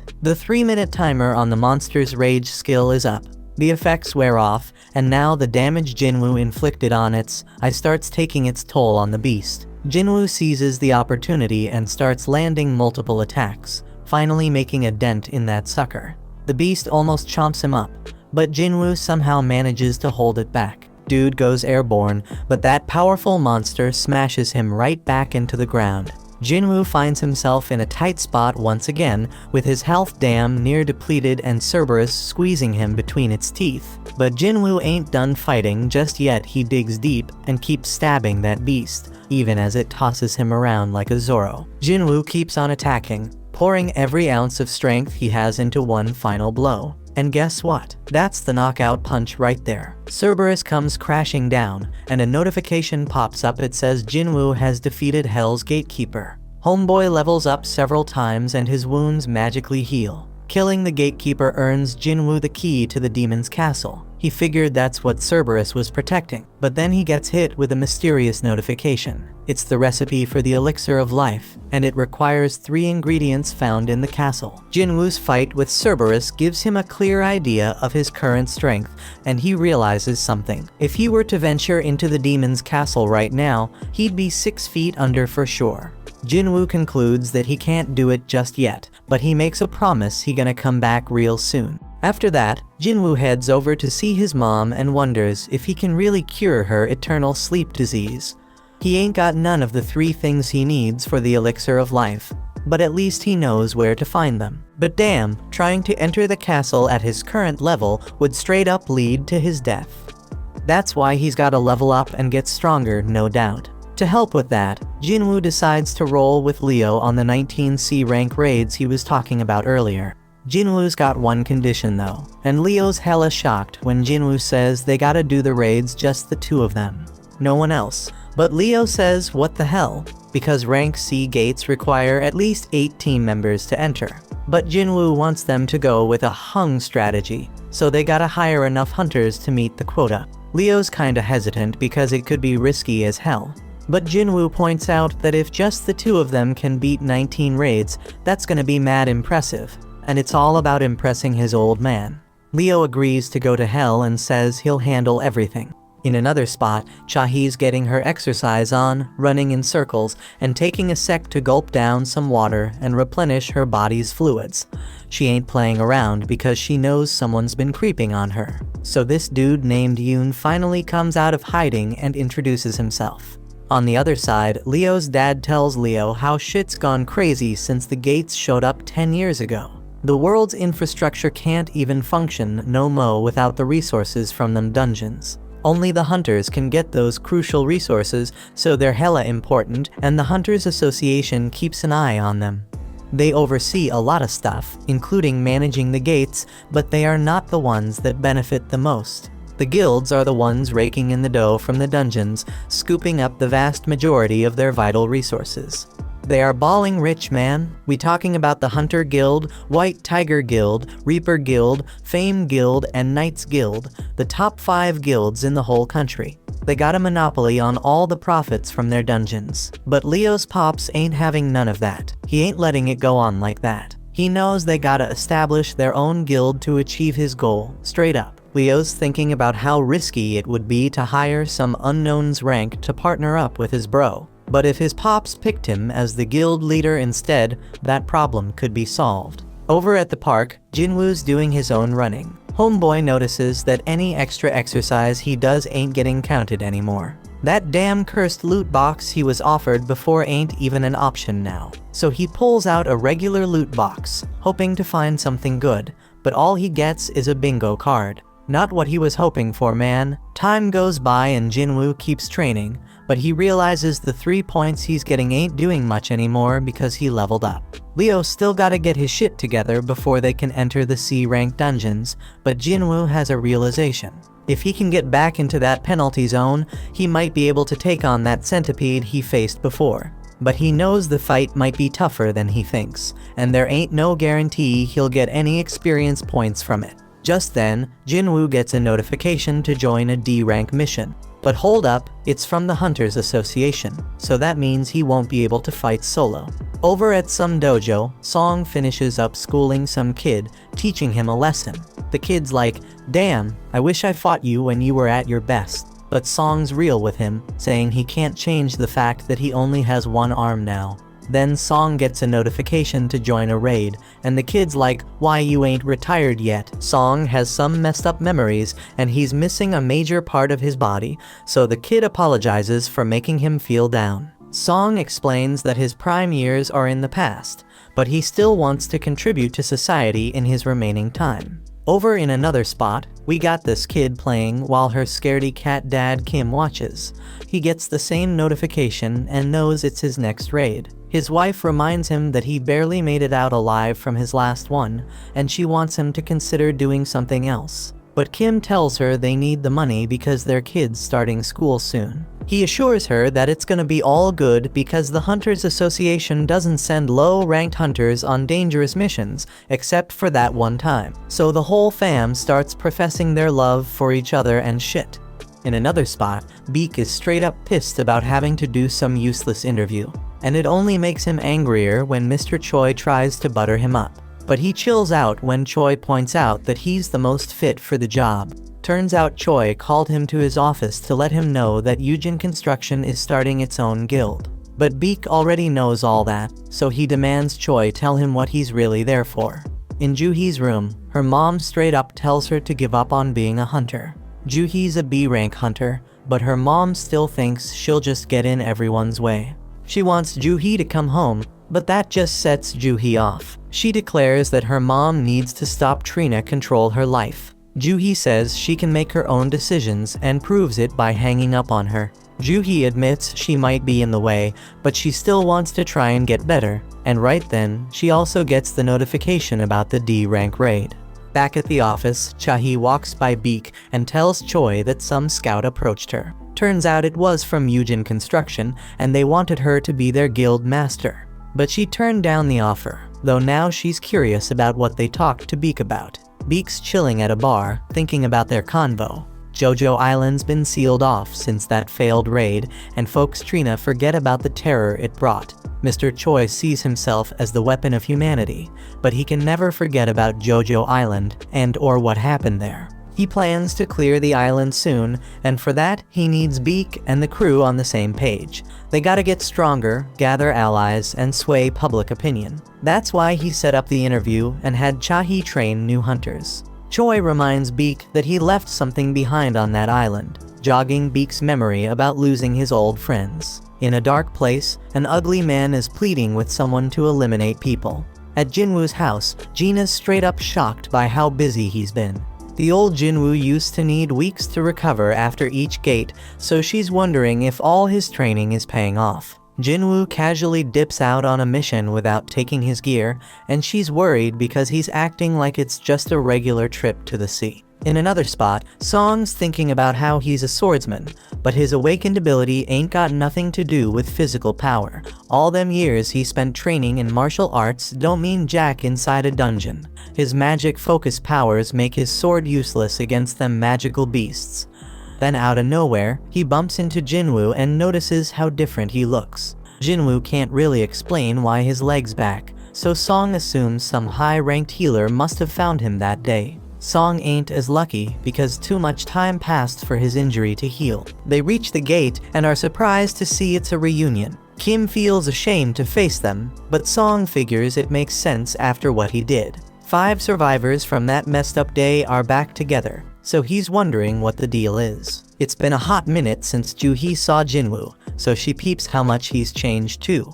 Right then, some sketchy dudes roll up and start checking out Juhee like they have a thing for her. But Kong's there too, and he shuts them down, telling them to chill. Turns out these peeps are prisoner substitute hunters. Straight up hunter convicts Trina reduced their sentences. Song can't believe they gotta fight alongside criminals, but the woman assures them they won't be a problem. They were understaffed and had no other choice. Just in case though, Kong's rolling with them. He is a B rank, so if things go south, he can handle the 3 C rank criminals with ease. Jinwoo tells Juhee not to come along, but she ain't having it. The criminals get set free, and even they wonder if this is a good idea. Kong shuts them up again and reminds them what'll happen if they act up. He introduces himself to the others and promises he'll handle the criminals. Jinwoo lets Song take charge of the raid, and he appreciates it. Song takes full responsibility for failing that day and gives props to Jinwoo for being the only reason they all made it out alive. He thanks Jinwoo on behalf of all the survivors, but Jinwoo doesn't need it. Kim ain't got no objections to Song leading them, and Kong's staring at Jinwoo for some reason. Everyone gets ready to enter the gate, and Song declares the raid officially started. Inside the dungeon, the prisoners straight up handle those goblins like monster. Song Chul wonders who the real beasts are and shows off his own power. They eventually wipe out the whole group of goblins, and Song's impressed with how much stronger Jinwoo's become. Even Juhee notices that Jinwoo ain't been hurt yet, and she hopes nobody ends up needing her healing skills. Song's still amazed because Jinwoo's aura is on a whole different level. Kong leads them forward, but they come across a fork in the path. The dungeon's been easier than they thought, so they figure it's cool to split up. It's gonna be riskier, but they'll clear the dungeon faster. Jinwoo can sense the boss is down the left path, but he keeps it to himself.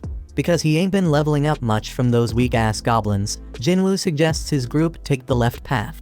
They split up, but Kong's giving Jinwoo some weird-ass look. Kim's group members are a bunch of cowards, and Kim decides they gotta apologize to Jinwoo for ditching him on their first raid. They know he probably won't accept the apology, but Kim's determined to try because he wants to keep being a hunter. Down the other path, the prisoners straight up wipe out another group of goblins with ease. Kong, being all weird, asks if they could do the same against humans, but they make it clear it wouldn't make a damn difference. Here's the backstory. Kong found out some dude's daughter got assaulted by 3 dudes. The poor girl ended up taking her own life, and this guy's furious because those 3 scumbags will be free in just a few years. To make matters worse, those assholes are hunters, and they get to join raids to reduce their sentences. That shit's unfair as hell because his daughter ain't never coming home. So the man brings 3 million yuan and offers it to Kong to take out those 3 prisoners. Kong's gone straight up bonkers now, and he spills the beans to the prisoners about what he's gonna tell the inspectors when he dips out of the dungeon. He's gonna say the prisoners got wiped out by a gang of 100 goblins. Kim keeps going down his path, but he's shocked when it connects to Kong's path, and he finds Kong massacring the prisoners. Kong starts telling the prisoners he's been told to make them suffer, but Kim interrupts his crazy ass. Cold-blooded Kong takes out the last prisoner and decides he's gotta change his plans as he starts making his way toward Kim. Jinwoo's thinking about how Kong saw him at the hospital, and he just hopes the dude doesn't remember him. Just then, they hear screams, and they rush over to find the dead prisoners. Turns out Kang got eliminated too, and Jinwoo's shocked when he sees Kim in bad shape. Juhee works her healing magic on him, but Song can tell this ain't the doings of no magical beast. The weapon used was too damn sharp, and whoever used it purposely avoided finishing him off multiple times. Kim's given up on surviving, but Jinwoo reminds him he's got a family. Jinwoo demands he stay alive, otherwise he won't be able to keep blaming him. Kim uses his last breath to apologize to Jinwoo, then he's gone. Right then, Kong tries to take out Juhee, but Jinwoo steps in and stops him. Kong's impressed by Jinwoo's speed, and Song realizes Kong's the one behind this whole massacre. Song's shocked because Kong's part of the Hunters Association, but Kong just wants to spill his plan.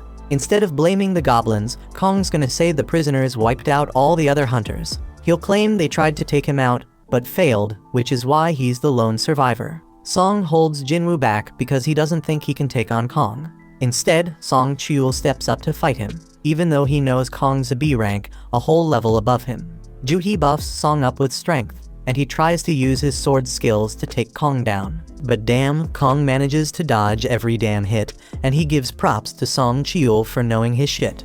Jinwoo analyzes the situation and realizes Song Chul's holding his own, but he ain't fast enough to win. Kong lands a brutal blow, but gets annoyed when Juhee quickly heals Song. Kong decides he's gonna take out Juhee first, but Song steps in and stops his ass. Kong underestimated the old man, so Song lets him know he's trained as rank hunters before. His blade may be outmatched, but Kong points out that Song's power has its damn limits. Ain't no chance a mage type like him can beat an assassin type, so Kong brings him near death. Juhee's too scared to heal him, and Kong gets ready to finish off Song for good. But Song Chul pulls out his fire ability. But damn, Kong's too damn quick. He realizes Song Cheol used his sword to make him drop his guard against magic. Song Cheol was waiting for Kong to try and end his life, then bam! He hits him with a surprise fire blast. Kong sees through the plan though, and now Song Cheol's paying with his life. But wait a damn minute. Jinwoo finally steps in to put an end to the fight. Kong demands to know who the hell he is, and Jinwoo straight up says he's just an E-rank hunter. Kong doesn't believe him because he'd need some next level reaction speed to stop the attack he just used on Song. Kong can tell Jinwoo's hiding his power and figures he had a second awakening. The others are shaken, and Kong suddenly remembers Jinwoo from the hospital. The mana reader only read 10 back then, so Kong thinks this second awakening must have happened after that. This shit doesn't add up. It doesn't explain why Jinwoo was able to survive the double dungeon. But Kong doesn't give a damn, he's ready to take out Jinwoo. Jinwoo wants answers, so Kong says he is just dishing out justice by taking out the prisoners. But Jinwoo doesn't give a damn about them, but he wants to know why he eliminated Kim and Kang. He points out that Kong could have done it quickly and easily, but he didn't. Kong seemed to enjoy torturing and playing with them. Flashback to when Kong talked to the father, and he explains how he's been getting big offers from the top guilds. But he chooses to work for peanuts in the Hunter Association. Why? Because he finds killing people way more fun than killing beasts. A straight-up fight goes down between Kong and Jinwoo, and the two onlookers are blown away by their insane speed. Kong can tell they have similar builds, but he figures he's got way more experience fighting high-ranked opponents. He uses that experience to gain control of the fight, but he's shocked when Jinwoo asks him to tone down the bloodlust. But it's too damn late because Jinwoo's system is taking notice. The system, just like last time, tells Jinwoo that there are peeps present looking to take him out. Once again, Jinwoo gets a quest to eliminate his opponents. Jinwoo gets engulfed in some dark power, and Kong's confused because he thought he'd have the upper hand in this fight. But damn, Jinwoo straight up attacks, and Kong's shocked when he realizes he's been poisoned. They keep throwing down, but Kong's got something special to show Jinwoo too. He straight up disappears. He explains it's a stealth skill, making him invisible to sight, sound, and even smell. Only a few hunters can get their hands on that skill, and nobody knows he's got it. Kong manages to land a hit on Jinwoo and tells the others to back off and wait their turn. He's sure Jinwoo won't be able to do much with an injured leg. But damn, Kong's in for a surprise when Jinwoo instantly heals himself. Kong can't believe it because he's never heard of a combat hunter who can also use healing magic. Jinwoo's totally unpredictable, and that makes him one dangerous mofo. Jinwoo's changed big time, saying he just lost another emotion, and now he doesn't even need to get angry to take out scum like Kong. Kong realizes Jinwoo's taken human lives before, and Song is shocked to hear that. He figures Jinwoo's had to make some tough-ass decisions real quick, and that's why his appearance ain't the only thing that's changed. Kong tries to attack again, but he's in for a shock when Jinwoo tracks him by sensing his bloodlust. Kong still has a trick up his sleeve, but everything stops when Jinwoo activates his murderous intense skill. Darkness surrounds Kong, and he's straight up stunned when Jinwoo's blade goes through his chest. As Kong's life slips away, he mentions that he and Jinwoo are cut from the same cloth. They're both killing machines. The only reason he's dying is because he's weaker than Jinwoo. Kong still wants to know what the hell Jinwoo is. He's got assassin skills, healing powers, and debuffs, and Kong's never heard of anyone like that. Jinwoo doesn't spill the beans, but Kong points out that Jinwoo was able to take him out, so his E-ranked act is over. Jinwoo decides to drop a little truth bomb and explains that he's someone who gets stronger with every damn fight. Kong can see that Jinwoo's gonna keep getting stronger and stronger, but he's got a warning for him: if he keeps chasing more and more power, that same power might end up taking control of him. Jinwoo completes his quest and gets rewarded. He's noticed that the stronger he gets, the more it feels like something inside him is falling apart. His friends thank him for saving their asses, but Jinwoo tells them to get the hell out of the dungeon. They're shocked because Jinwoo plans to clear the dungeon all by his lonesome, but they realize he's strong enough to pull it off. Outside, Woo's mind is blown when he learns Kong is secretly killing folks. He is shown the only survivors of the mission Kong was on, and he's straight up surprised to see that Jinwoo's one of them. He apologizes for what went down, but most importantly, he wants to know who took out Kong. Jinwoo realizes he can't keep his secret anymore, which means he gotta cancel his deal with Leo. Right before he spills the beans, Song straight up lies and claims he's the one who eliminated Kong. Song's just a C rank, so he explains he only won because he had a healer's help. Woo's skeptical because Kong's a top B rank hunter, but he buys Song's story. Just then, Jinwoo reminds himself that he cannot get overconfident. He couldn't tell before, but Woo's an A rank hunter. Jinwoo can sense his crazy-ass power now, and he knows he doesn't stand a chance against this dude in a fight with his current strength. Song determines that Jinwoo has a good reason for keeping a secret, so he tells Jinwoo that this is just him paying him back for what happened in the Devil Dungeon. That night, Juhee wonders if Jinwoo remembers the stone he gave her. Jinwoo and Juhee take a little stroll while chatting about how much Jinwoo's changed. Juhee's the total opposite because she ain't changed a bit, and she realizes she's too timid to be a hunter. She should really be joining them A rank raids, but she settles for the lowest rank ones instead. It ain't all that bad though, because it led her to meet Jinwoo, and she started healing him. The dude was always getting himself hurt, but she'll never forget how his eyes always had that determined look. Juhee gives back the crystal he gave her and spills that she's gonna retire. She's heading back to live with her folks, but they agree to hang out if they ever cross paths again. A look back shows that Woo was very skeptical of Jinwoo. He didn't believe some E rank like him could take down B rank Kong. Jinwoo was already found to not have had a reawakening, so we just let him be. But Woo did give him a warning though. Hun's brother Dongsu heard that Jinwoo and Leo were the only ones who survived after his brother got wiped out, so he might be coming after them. This shit's damn shocking because Dongsu's an S rank hunter. Dongsu probably doesn't give a damn about the facts, and is just pissed that Jinwoo made it while his brother didn't. Unfortunately for Jinwoo, the law can't do shit against S rank hunters, and they can bring either miracles or disasters. One of these monsters is after Jinwoo, so Woo suggests he gather his family and dip out of the country. But Jinwoo just sees this as another reason to get stronger, because if he doesn't, he ain't gonna survive.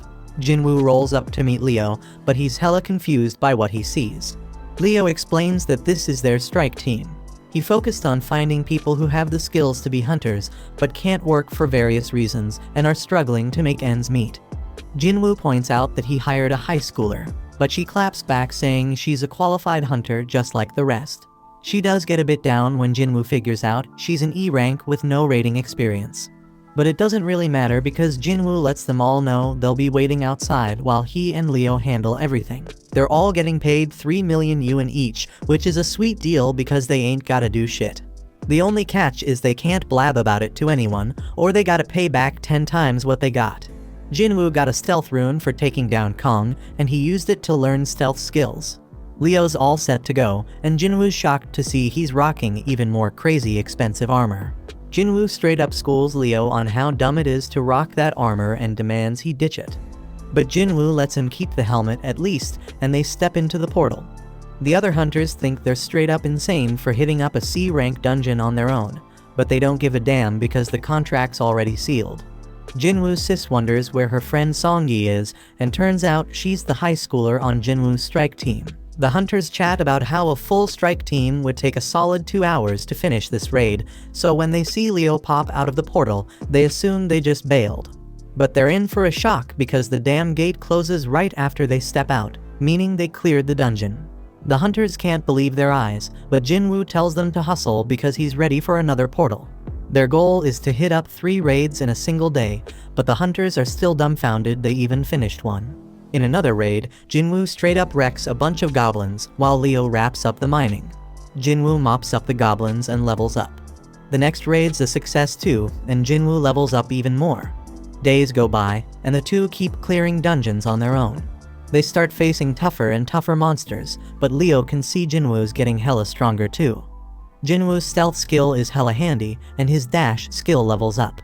He gains a couple more skills and finds out they're straight up powerful when he uses them on a wolf. Jinwoo's got a bunch of new skills now, but his mana ain't enough to use them for long. He chugs a potion for that and decides he's gonna focus on boosting his intellectual abilities moving forward.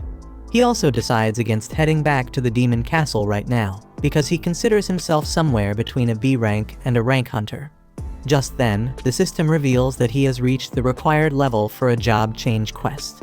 Somewhere else, the boss of another guild named On gets word that there's a strike team splurging double the market rate to snag some C-rank gates. Their leader's this rich kid Leo, but their team seems like a random mix. On recognizes the name Jinwoo from the double dungeon incident, and he gets this feeling that something interesting is going down. Meanwhile, Jinwoo and Leo come out another portal victorious. Jinwoo wonders if Song has some eye problem, but she says it's nothing. Back with On, his assistant is straight up shocked when he hears On thinking that Jinwoo's had a reawakening. Jinwoo managed to survive 3 major disasters, and every time, there was a damn high body count, but he always made it out alive. Reawakening's the only explanation, so On heads out to scout this promising rookie. On rolls up at Jinwoo's portal, but he's hella shocked because it looks like they're having some sort of picnic. Song-yi explains the area's off limits and makes it clear she's a hunter. She admits she's part of the strike team, and On's mind is blown when he realizes Jinwoo straight up left the whole crew behind to enter the dungeon solo. On thinks Jinwoo could be his biggest discovery yet, but he surprisingly just leaves. The dudes step out the gate, and Jinwoo spills to Leo that he's swamped tomorrow and can't make it for any raids, so they hold off on a few. Then we get a glimpse of this super weird scene, and Mr. Choi wakes up from that nightmare. He peeps at some paperwork and figures out it's almost time for the recon mission on Jojo Island. Jinwoo wraps up his day of raiding, and On introduces himself as the manager of the White Tigers Guild. The White Tigers Guild is one of the top guilds in the country, always hunting for new talent. On thankfully gets right to the point and offers to pay Jinwoo double what Eugen Construction is paying him if he joins his guild. On's hella confident Jinwoo's in E rank and can't turn down that offer. But he's in for a surprise when Jinwoo wants to know the worth of the White Tigers Guild headquarters.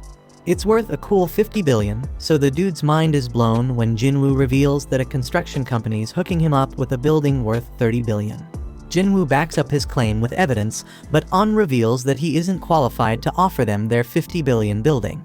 Jinwoo loses interest and bounces, but he's curious how On got wind of him. Jinwoo puts fear in this dude, making sure he ain't snooping around, and then vanishes.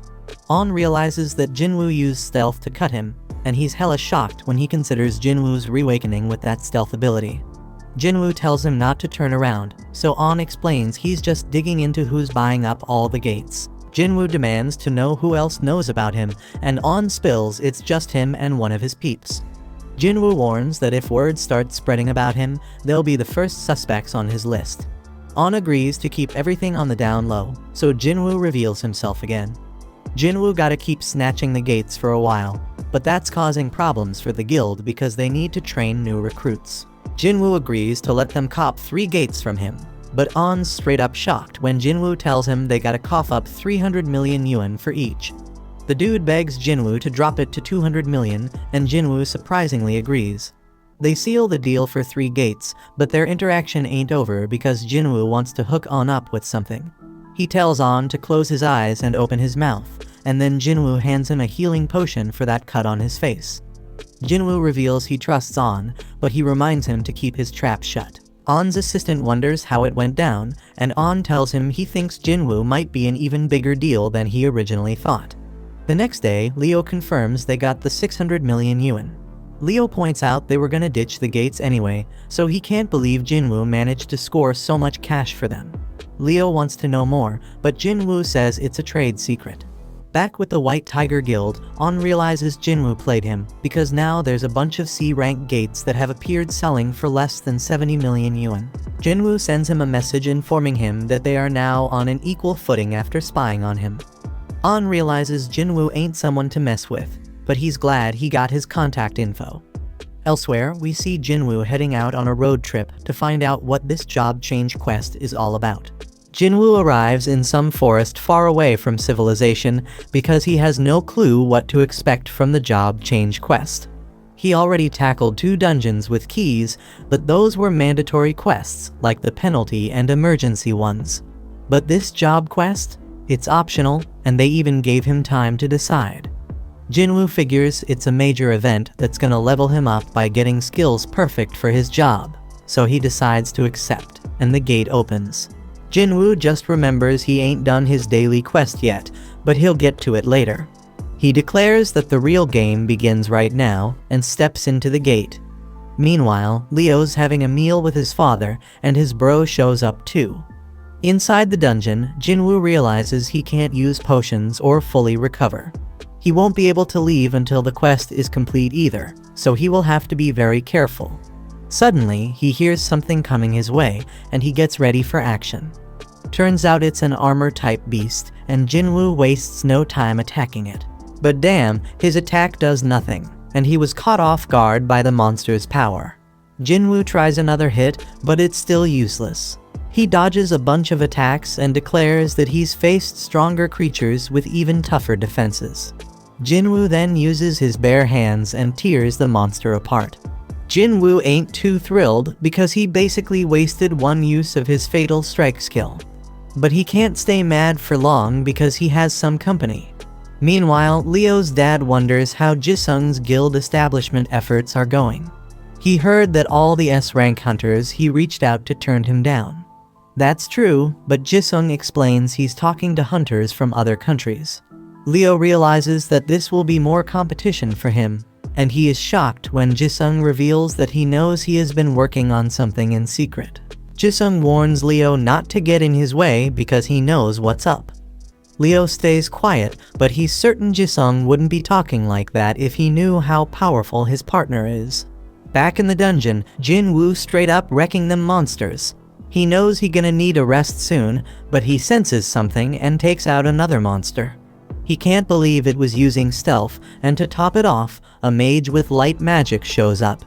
It's all kinda strange because Jinwoo feels like he's reliving his old battles with the first monster's armor and these monsters' skills.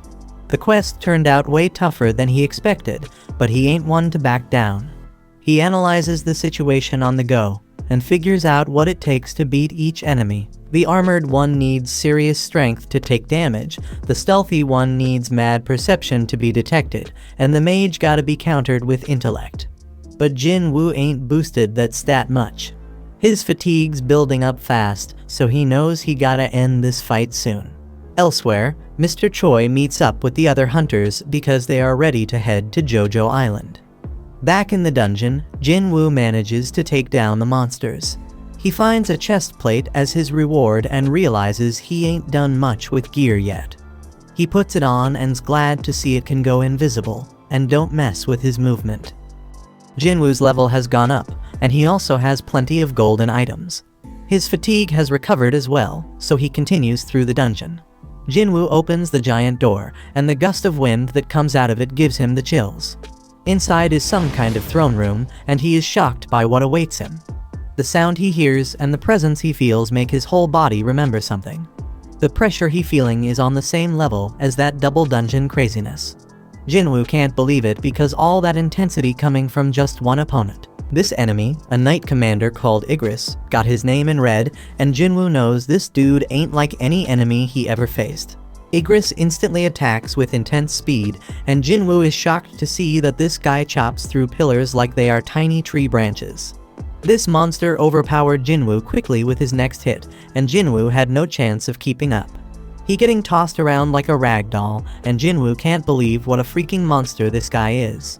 Jinwoo shows his insane speed as he throws a barrage of attacks, but his blade does nothing against the knight's armor. Jinwoo is barely able to block one attack, but he gets thrown back. He realizes they matched in speed, but Igris way more powerful than him. This dude was hella dangerous, and Jinwoo wondered if he got any shot at beating him. Jinwoo ain't too sure he can win without a weapon, but he only has one idea to deal some damage through Iggy's armor. He puts away his dagger, and to his surprise, the knight tosses his weapons aside too. Meanwhile, Mr. Choi gives a call to the chairman and shows his gratitude for approving the operation. The chairman warns him to stay careful, but Mr. Choi already knowing the danger involved. He is aware that this expedition is just about checking the threat levels. They're gonna poke at the enemy and see how they react. Mr. Choi staying diligent as always, and he explains that it's because the last raid on Jojo Island ain't really ended for him. Back in the dungeon, Igris wastes zero time crushing Jinwoo. He tosses Jinwoo around like he's some kind of toy, landing a barrage of punches on him. Jinwoo gets sent flying through a wall, and he is straight up shocked by his opponent. He blocked all them punches, but still feels like he lost 500 HP. Jinwoo is glad he rocked that armor because he'd be 6 feet under if he hadn't. He gotta admit he can't overpower this dude, so he decides to amp up his speed instead. Jinwoo flies around him and manages to finally push him back. He throws out a bunch more attacks, but it becomes crystal clear he ain't catching this guy again. The dude keeps tossing him around, and Jinwoo notices his skill also boosting his defense. He's still getting wrecked by this dude, getting dragged back into the room, but Jinwoo keeps fighting back. His efforts start paying off when Jinwoo pulls off a sick move, landing a kick straight to Aegis's head. Jinwoo realizes this might actually backfire on him, and the knight comes at him even harder. Jinwoo just keeps taking a straight-up beatdown, getting tossed onto the throne while Aegis looms over him. Back home, Gina leaves some dinner for Jinwoo and goes to study. We also catch a glimpse of Jinwoo's mom at the hospital. But back with Jinwoo, he is in really bad shape as the knight grabs his sword, ready to end Jinwoo's life. He went in for the kill, but Jinwoo was swift as hell, stopping him with just one hand. Jinwoo declares that he hasn't lost yet and pushes Aegis back. He summons his blade and manages to stab the knight through the gap in his helmet. Jinwoo puts all his power into pushing Aegis back and slamming him against the wall. The knight tries to use Jinwoo's blade, but Jinwoo stops him, saying his dagger doesn't switch owners.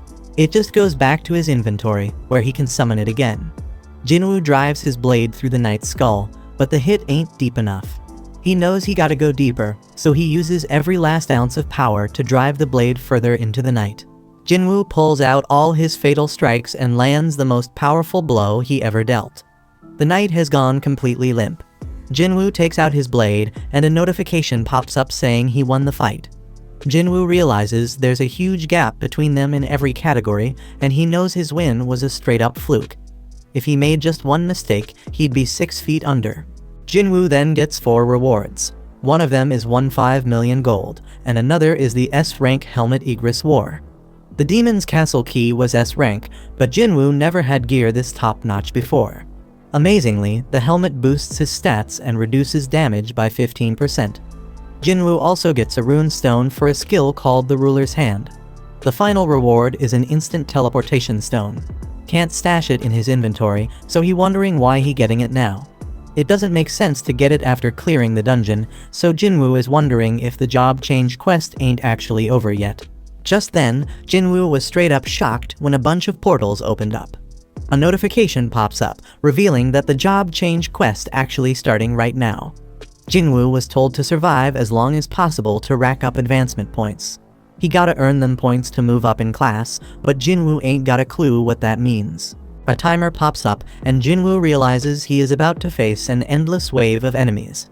He is relieved to see these fools ain't as strong as Aegis, because he knows he'd be overwhelmed in seconds if they were. Jinwoo is confident he can handle them, but damn, there's a whole damn army of them. But Jinwoo ain't scared, he charges right at them. Meanwhile, we watch as the other hunters fly off to Jojo Island. After a while, we are back with Jinwoo, still in the thick of the fight because the gates keep spitting out more enemies. The real deal with this quest is to survive as long as possible, so Jinwoo starts using his stealth skills. He gotta manage his mana, so he can buy himself as much time as he can. Jinwoo's plan is completely ruined though, when a mage breaks his stealth. He right back to throwing fists, but now it's even worse because he can't use stealth or murderous intent no more. Jinwoo takes a sword straight to his back, and he is straight up shocked when he realizes it's only been 5 minutes. Shit getting way too dangerous, and Jinwoo knows he can't keep going. He hates to do it, but he decides to teleport out of the dungeon. But before he can, some monster knocks the stone right out of his hand. Now Jinwoo is in deep shit as the huge group of enemies descends on him. Jinwoo continues to get thrashed about by the monsters, and there is no way out now that he has lost the teleportation stone. The only shot he got at surviving is if he whoops all their sorry asses, so Jinwoo gets back in the fight. It's looking pretty damn dire though, because his stamina running on empty and he can't use stealth or murderous intent. But you know our boy never gives up, he is dead set on staying alive. Jinwoo keeps fighting for his life, and he thinks about how he has been living at the bottom his whole damn life. He could never give up on chasing more, and this moment ain't no different. Jinwoo's knuckles are all messed up, and his heart starts racing. Just then, the monsters start talking. The voices saying Jinwoo got the nickname of the weakest hunter in mankind. They mocked him because he had to go to the hospital after going through a rank gate. Just then, the imaginary Song Cheol and Juhee show up, and they tell Jinwoo to stop forcing himself to fight. After that, Jinwoo's younger self appears and says he come a long way already, so that should be enough. His old self can't even recognize the new Jinwoo because he is taller and in a way better shape. But he explains that the changes are only on the surface. Deep down, Jinwoo is still weak, and he is about to die again. The old Jinwoo says Jinwoo always gonna be E-rank hunter, a dreamer who never learned his place in the world. Jinwoo dodges some attacks, but he can't keep it up because he getting crushed. Young Jinwoo tells him he getting what he deserves for thinking he was ready for this kind of fight. Them words start making Jinwoo wonder if he really ain't changed at all. Just then, a notification reveals that the time is up on his daily quest, and he will have to be penalized for not completing it. Lucky for him, that means he gonna be taken to the penalty area. Jinwoo finally got it. Luck is a skill factor, and young Jinwoo figured whoever was behind all this didn't want him dead just yet. He says his goodbyes and Jinwoo gets transported to the penalty zone. When he gets there, he feels grateful because this penalty actually saved his life. Jinwoo wondered though if it was really just luck or if the system keeping him alive. He decides not to overthink it and pops some potions to recover his stamina. Damn unfortunate though, because a notification saying if he too messed up, potions won't heal his HP. He gotta either wait and heal naturally or level up to get restored. Just then, a whole bunch of the monsters from earlier show up, and Jinwoo saying as long as he doesn't die, any pain he feels just gonna make him stronger. Back at home, Gina notices Jinwoo ain't come back and wonders if he got himself a girl. She decided that ain't possible and just hoped he remembered to be there for her guardian teacher meeting. Back with Jinwoo, he has defeated the monsters he was once terrified of and has recovered his health from leveling up. He got 10 minutes left in the penalty zone, so he used that time to cop the Night Killer Dagger. This weapon is perfect because it does 25% more damage to armor-type beasts. Jinwoo uses the rune he got from fighting Igris, and it gives him the active skill called Ruler's Hand. Surprisingly, it doesn't use mana, and it lets him mess with objects without touching them directly. He remembers Igris using this on his sword, but Jinwoo tests it and finds that he can't move large objects yet. Time is almost up, so Jinwoo declares that he will have to rely on a little bit of luck to carry him to the end. Jinwoo gets teleported back to the dungeon and gets ready for another round of fighting. Back with the other hunters, they getting closer to Jojo Island. Choi is told that there are multiple sources of mana in the water, and Choi is straight up shocked by what he sees. In the dungeon, Jinwoo feels really good about how his Night Killer Dagger performing, but he can't shake this weird feeling he getting. He keeps killing their beasts, but it doesn't feel like he actually doing it. Jinwoo is more worried about the mages casting spells without actually attacking. Just then, Jinwoo realizes that they are responsible for opening the gates and summoning the knights. He decides to go after the mages and finds out that taking down one of them makes some of the knights fall apart. Knowing this, he goes after the rest of the mages and starts taking control of the fight. The mages try to hide behind the knights, but Jinwoo manages to take out another one, leaving 3 mages still standing. These sneaky last 3 combine their power and summon a golem, so Jinwoo makes his way to higher ground. He can disable it for a moment and think about how them dumb mages probably thought one strong monster was better than a bunch of small ones. Jinwoo points out that this is wrong though, since having fewer targets makes it easier to go after the mages. Jinwoo finally manages to wipe out all the mages, but the golem is still standing. Our hero Jinwoo got so damn strong that he straight up used brute force to destroy that golem. With that, all the monsters get defeated, and a notification pops up saying he finished the job change quest. Now he can switch to a more advanced class with the points he earned based on how he performed during the quest. But turns out he doesn't get to choose because more notifications start popping up with a bunch of messages. They talk about whatever path the player takes. It is full of dead bodies and the smell of blood. They say the player craves immense power and makes their own damn way without relying on others. The messages mention how a shadow army gonna follow the player's orders, and Jinwoo is straight up shocked when he sees his new job class gonna be a necromancer. This shit doesn't make any sense to him at all, because he ain't put anything into his intellect stat. Necromancers are usually magic-type classes summoning undead monsters as servants. Jinwoo though, he built like an assassin. His main thing is strength, and all his skills match that fighting style. If he ends up with a class like Necromancer, then all the work he put into his current build gonna be wasted. But just then, Jinwoo feels relieved when he sees he can reject it. He says no, but the system points out that Necromancer is a hidden class and asks him again if he really want to decline it. Jinwoo takes a second to think about it and wonders if it is a hidden class means it has some special power. Jinwoo wished he had an example to compare it to, and he realized it was pretty damn similar to the summoning magic the mages were using. Encountering them seems like too much of a coincidence, so Jinwoo wonders if this job change quest was pre-arranged by the system. The whole idea of summoning beasts like mages got him really interested. Them mages ain't all that strong on their own, but Jinwoo knows he is. Ain't no rule saying necromancers can't be frontline fighters, and that's exactly what he gonna do.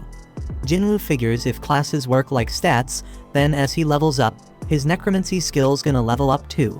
That means the shadow army the system talking about gonna get stronger too. Jinwoo getting hyped up thinking about not solo leveling anymore, so he decides to accept the necromancer class. Just then, some dark power burst up from under his feet, and the system started awarding him points based on his performance. Jinwoo did amazingly well during the quest, so his total advancement points exceeded the class threshold. The dark power erupts even more, and Jinwoo starts floating because the advancement is about to be complete. Jinwoo is then shocked when he sees that he already moved on from the Necromancer class, all the way to the Shadow Monarch class. He also got unique class skills and 10 ability points. Jinwoo wonders if the quest is finally over, but he begins to hear sounds that seem to be coming from people in pain. Now Jinwoo can see this dark shadow coming from the monsters, and he can use his skill called Shadow Extraction on them. First thing, he gotta pick a command word, so he goes with Arise. As soon as he says it, Jinwoo is straight up ecstatic when he sees the first members of his shadow army. Apart from Shadow Extraction, Jinwoo has another skill called Shadow Storage. Shadow Extraction lets him drain some of his mana to create shadow soldiers, and Shadow Storage lets him keep them soldiers and summon them whenever he wants. The only thing Jinwoo gotta be careful about is that the extraction can fail depending on the strength of the target and how long they have been dead. There is more to this ability, because Jinwoo sees he summoned both knights and mages, and they come in different ranks too. Jinwoo gets all excited thinking about whether he can even extract his rank shadows, and if they are as strong as they were in real life. Jinwoo rushes to Igris and finds out extraction is possible. There is a limit to how many extractions he can do and how many he can store, so Jinwoo lets out 11 soldiers. Jinwoo turns back to the Knight Commander, Igris the Blood Red, and says the word Arise. Igris' shadow starts coming out, but then this huge burst of power pushes Jinwoo back and the extraction fails. Jinwoo only had 2 more tries left, but his second attempt failed too. Back at the Hunters Association, Goto reminds Woo that hunters can never grow their power unless they undergo a reawakening. That's why they train their combat skills and gather allies. Back with Jinwoo, he talks to Igris and reminds him that he is a warrior. Slicing down enemies with his sword is his damn purpose in life, and Jinwoo damn sure doesn't want to just sit around and waste away. Jinwoo straight up declares that if Igris needs someone to dedicate his sword to, then he should serve him. Jinwoo uses his last shot and once again tells Igris to arise. A whole lot of power burst out of Igris's dead body, but this time it was different. Igris' shadow came out, and Jinwoo got the chance to give his level knight a name. Jinwoo shows respect and gives him his old name Igris. At the same time, Go explains that reawakenings happen every damn day, and he hopes this gonna bring forth a hunter that breaks all expectations. Right at that moment, Igris and the rest of Jinwoo's shadow army kneel before him. Jinwoo is straight up amazed by the sight and declares that they all riding with him now. Back with the other hunters, they finally reached Jojo Island. Choi examined one of the red ants from that messed up raid, and he was straight up shocked by what he saw. He says the monsters are evolving, and we see that the ants have grown wings. The story then continues with Jinwoo sleeping in late only to be jolted awake by a call from Gina. Hearing his groggy voice, Gina immediately knows he's still in bed and asks if he even realizes what time it is. Glancing at the clock, Jinwoo notices it's already 2 in the afternoon, so Gina quickly reminds him that her parent-teacher meeting is today. Later, Jinwoo arrives at the meeting looking surprisingly well-dressed. Gina is stunned by how dashing he appears, prompting Jinwoo to wonder if something's wrong, but Gina reassures him it's not that, it's just unexpected. He then explains that he just had to dress appropriately since showing up in sportswear wouldn't be suitable. Gina muses about how much people can change, and as they walk through the school halls, Jinwoo garners attention from the girls around, leaving them whispering in curiosity. Jana, noticing this, teases him about not having a girlfriend yet, offering to introduce him to someone, but he angrily dismisses the idea.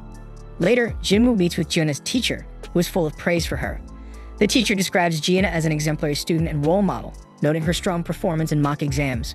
Confident that Jana can get into medical college, she advises Jinwoo not to pressure her too much, and Jinwoo agrees. But before the meeting concludes, the teacher asks Jinwoo what he would do if Jina awakened and wanted to become a hunter. Jinwoo's response is immediate and firm that he wouldn't allow it. The teacher expected such an answer and mentions she has a favorite ask. The story then transitions to Jinwoo meeting Song-yi, who is surprised to see him.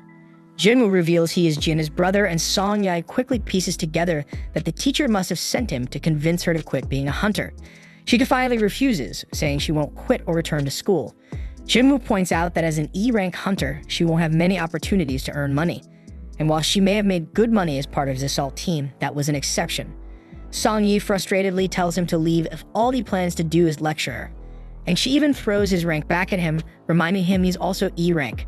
Jinwoo then calmly states that he's not here to lecture or convince her to quit. Instead, he asks her to follow him. Elsewhere, Jinchul greets Dong-soo upon his arrival in Japan, surprising Dong-soo with a personal reception.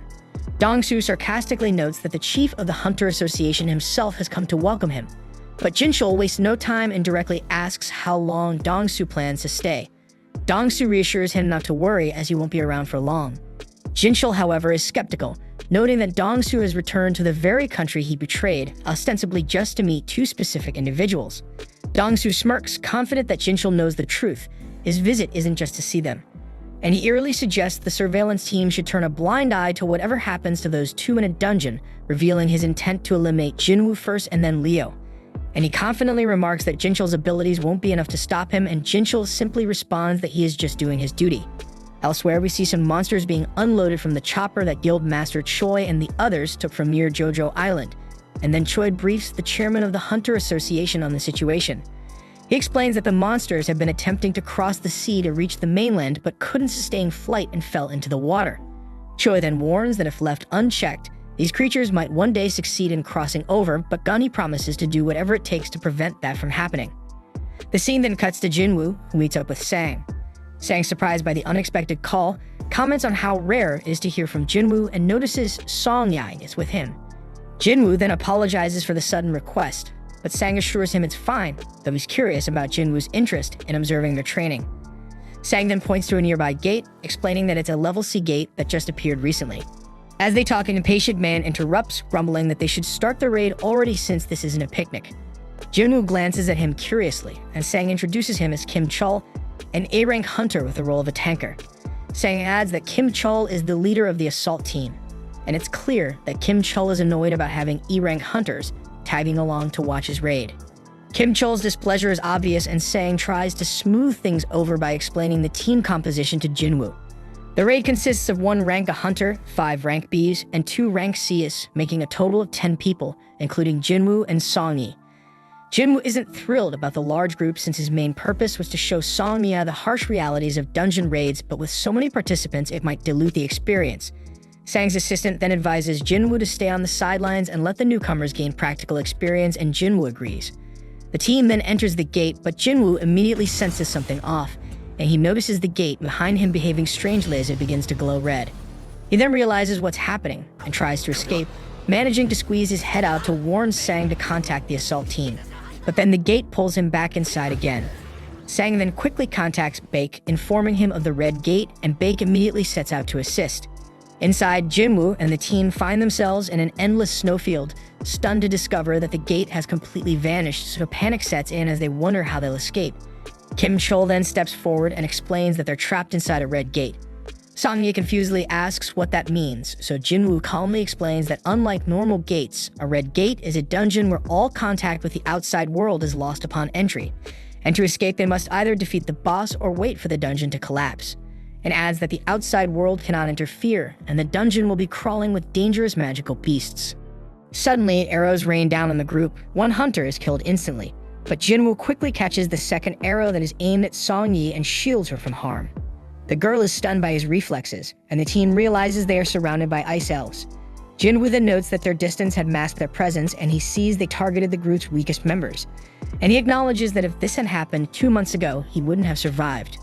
The Ice Elves then retreat, leaving Song-yi confused, so Jinwoo explains that Ice Elves are ruthless predators known as Ice Slayers among hunters, feared for their brutal efficiency. Kim Chol then takes charge, announcing that no help will be coming in this place and insists they follow his commands if they want to survive. He then claims that he can't manage the entire group, so he proposes splitting into 2 teams, arguing this will improve their chances. He warns that staying in one place risks freezing to death and insists he can protect those who go with him. Most of the group agrees to go with Kim Chol, but he quickly singles out the weaker members, refusing to take them along, and he explains that their presence would slow the team down. He then states that 1 day in this dungeon equals an hour outside, and it could take months to defeat the boss or wait for the dungeon to collapse. And with a cold, dismissive tone, he labels them as dead weight, so he is going to leave them, but he promises to come back for them once the boss is defeated. One girl in the group decides to stick with Jinwoo, and Kim Chol thinks that's a stupid move, but she is sure that Kim Chol didn't notice the arrow earlier and quietly whispers to Jinwoo that she noticed his earlier reflexes, convinced he's much stronger than he seems, and she thinks that he is even a rank or even higher, but Jinwoo doesn't confirm or deny it. Kim Chol then declares he'll take the main road, assuming it's the best route, so Jinwoo offers to lead his team through the forest. After some time, Kim Chol's group notices claw marks on the trees, so he confidently declares that they've entered Ice Bear territory and smugly remarks that the E-rank team will likely be killed. Soon after, they sense ice bears nearby, and the group quickly finds themselves surrounded. One of the massive creatures charges, but Kim Chol blocks the attack with his shield and cleaves the bear in half with his axe. And without hesitation, he moves to engage the other 2 bears, maintaining his confidence. Meanwhile, Jinwoo's group is stopped by the girl, who points out similar claw marks. She warns them that they're in Ice Bear territory and suggests they turn back to avoid an encounter. Jinwoo disagrees, suggesting instead that they press deeper. He explains that since this is Ice Bear territory, they'll only need to worry about the bears, which are weaker than the elves that wait outside. The girl thinks it over and realizes Jinwoo is right. No other magic beasts would enter this area because of the bear's dominance. As they move forward, the air grows colder, so Jinwoo pulls coats from his inventory using subspace magic, handing them out to everyone. The group is amazed at his ability, putting on the warm coats with gratitude. But Song-yi is still puzzled, asks Jinwoo who he really is.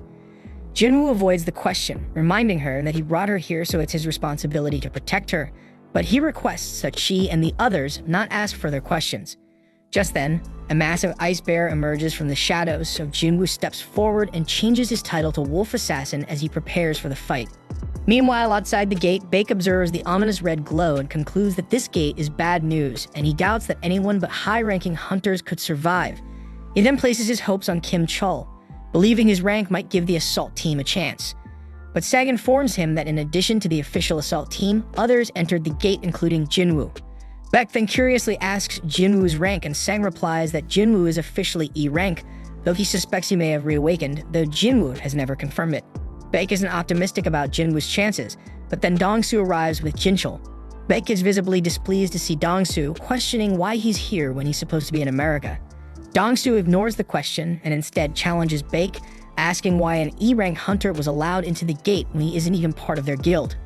Dongsu makes it clear he's referring to Jinwoo, leaving Baek wondering how Dongsu knows him. Dongsu scoffs at the red gate, lamenting that Jinwoo will likely die inside before he gets the chance to meet him. Jinchul, observing Dongsu's frustration, muses that Jinwoo is fortunate to be inside the gate, sparing him a confrontation with Dongsu. However, Jinchul doubts Jinwoo's chances of making it out alive.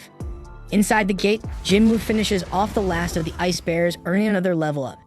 His team and the girl are left stunned and wondering who he is, but he remains tight-lipped. Later, the group gathers to eat roasted bear meat, and they are astonished that Jinwoo managed to take down so many bears alone.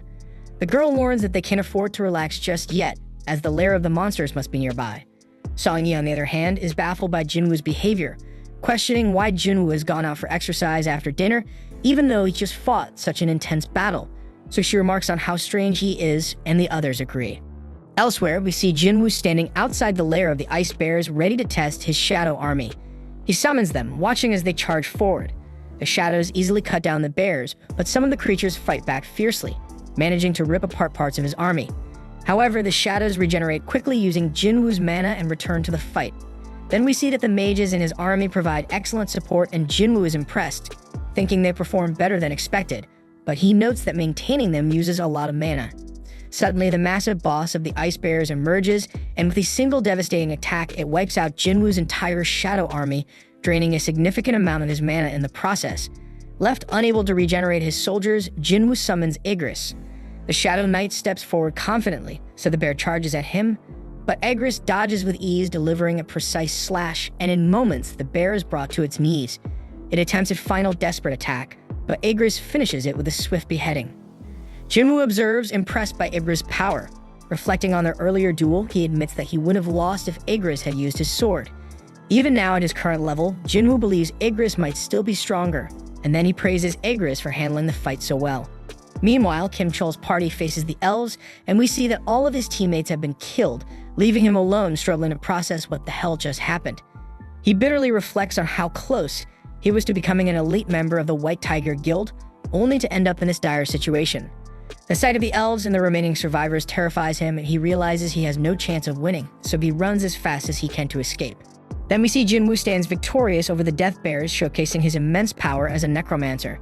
With a simple command to rise, Shadow Bears emerge from the corpses, seamlessly joining Jinwoo's ever-growing Shadow Army. Outside the portal, Sang explains that the strike force has been trapped inside for 3 hours, which translates to about 3 days in the portal's distorted time. Red gates are notoriously dangerous, so Dongsu concludes that Jinwoo must already be dead and begins preparing to leave. However, Dongsu halts his departure, demanding to know why Jinwoo was associating with the White Tiger Guild in the first place. Sang casually explains that Jinwoo is merely an acquaintance who wanted to observe a C-rank mission. Then while Sang feels relieved that this answer should suffice, Dongsu shocks everyone by suddenly choking Sang. Dongsu isn't fooled, he knows Sang has a talent for identifying promising new hunters. At that moment, Baek steps forward, transforming as he tells Dongsu to stop. This only enrages Dongsu further, who dismisses Bak as nothing more than a big fish in a small pond. The two S-rank hunters then release some of their power, sending waves of terror through those nearby. Sang grows increasingly alarmed, fearing that an S-rank battle could devastate the entire area. But despite this, the tension escalates, and the two hunters clash. Inside the portal, Kim Chol feels relieved after escaping the elves, but his relief turns to horror when he stumbles upon the mangled corpses of the Death Bears. The sight terrifies him, and he begins to wonder how the E-ranks he abandoned could possibly be responsible for such devastation. The sheer destruction leaves him trembling, so he suspects that the Ice Layers might be the true culprits and quickly retreats into the forest. Outside the gate, Dongsu is impressed when Jinchul intervenes, managing to stop the escalating S-rank fight, so Jinchul humbly admits that the only reason his arms remain intact is that the two S-rank hunters restrained themselves at the last moment. Jinchul then reassures Dongsu that Jinwoo is just an E-rank hunter, emphasizing that he reevaluated Jinwoo 2 months ago and found no reason to believe otherwise. Additionally, Jinchul explains that the surveillance team's investigation into your brother's death revealed it was caused by a magic beast. Dongsu dismisses this as a convenient public cover-up, convinced that if Jinwoo isn't the culprit, then the killer must be the wealthy Leo. Jinchul then questions why Dongsu is targeting Jinwoo if he believes he isn't the killer, but Dongsu's reply is cold and blunt. It's an excuse to kill. But before the conversation can continue, Dongsu is called away, muttering that Jinwoo is lucky. Sang watches him leave and reflects on how no one truly grasps the depth of Jinwoo's power the way he does. Confident in Jinwoo's strength, Sang believes he will survive the Red Gate. Inside the gate, Jinwoo's group sits around a fire, trying to stay warm. But their moment of peace is shattered when Kim Chol storms in, furious to see these weaklings alive and thriving. Dressed in weather gear and surrounded by blankets and food, they're clearly in much better shape than his own group. So Kim Chol gets enraged and accuses them of hoarding supplies, claiming his team died because they lacked proper equipment.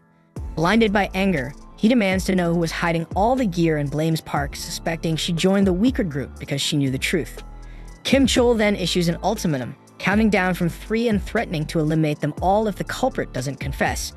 And when no one speaks up, he screams Jinwoo's name, assuming him to be responsible, and prepares to attack. However, before Kim Chol can act, Jinwoo suddenly appears and utterly overpowers him. The group is stunned by their leader's unexpected return, and Jinwoo admonishes Kim Chol for blaming others for his party's failure. Jinwoo also senses something more sinister nearby and accuses Kim Chol of dragging even greater trouble into their midst. Turning his attention to the surroundings, Jinwoo calls out to the hidden presence, stating that their aura is far too strong to go unnoticed, and he orders them to drop their stealth.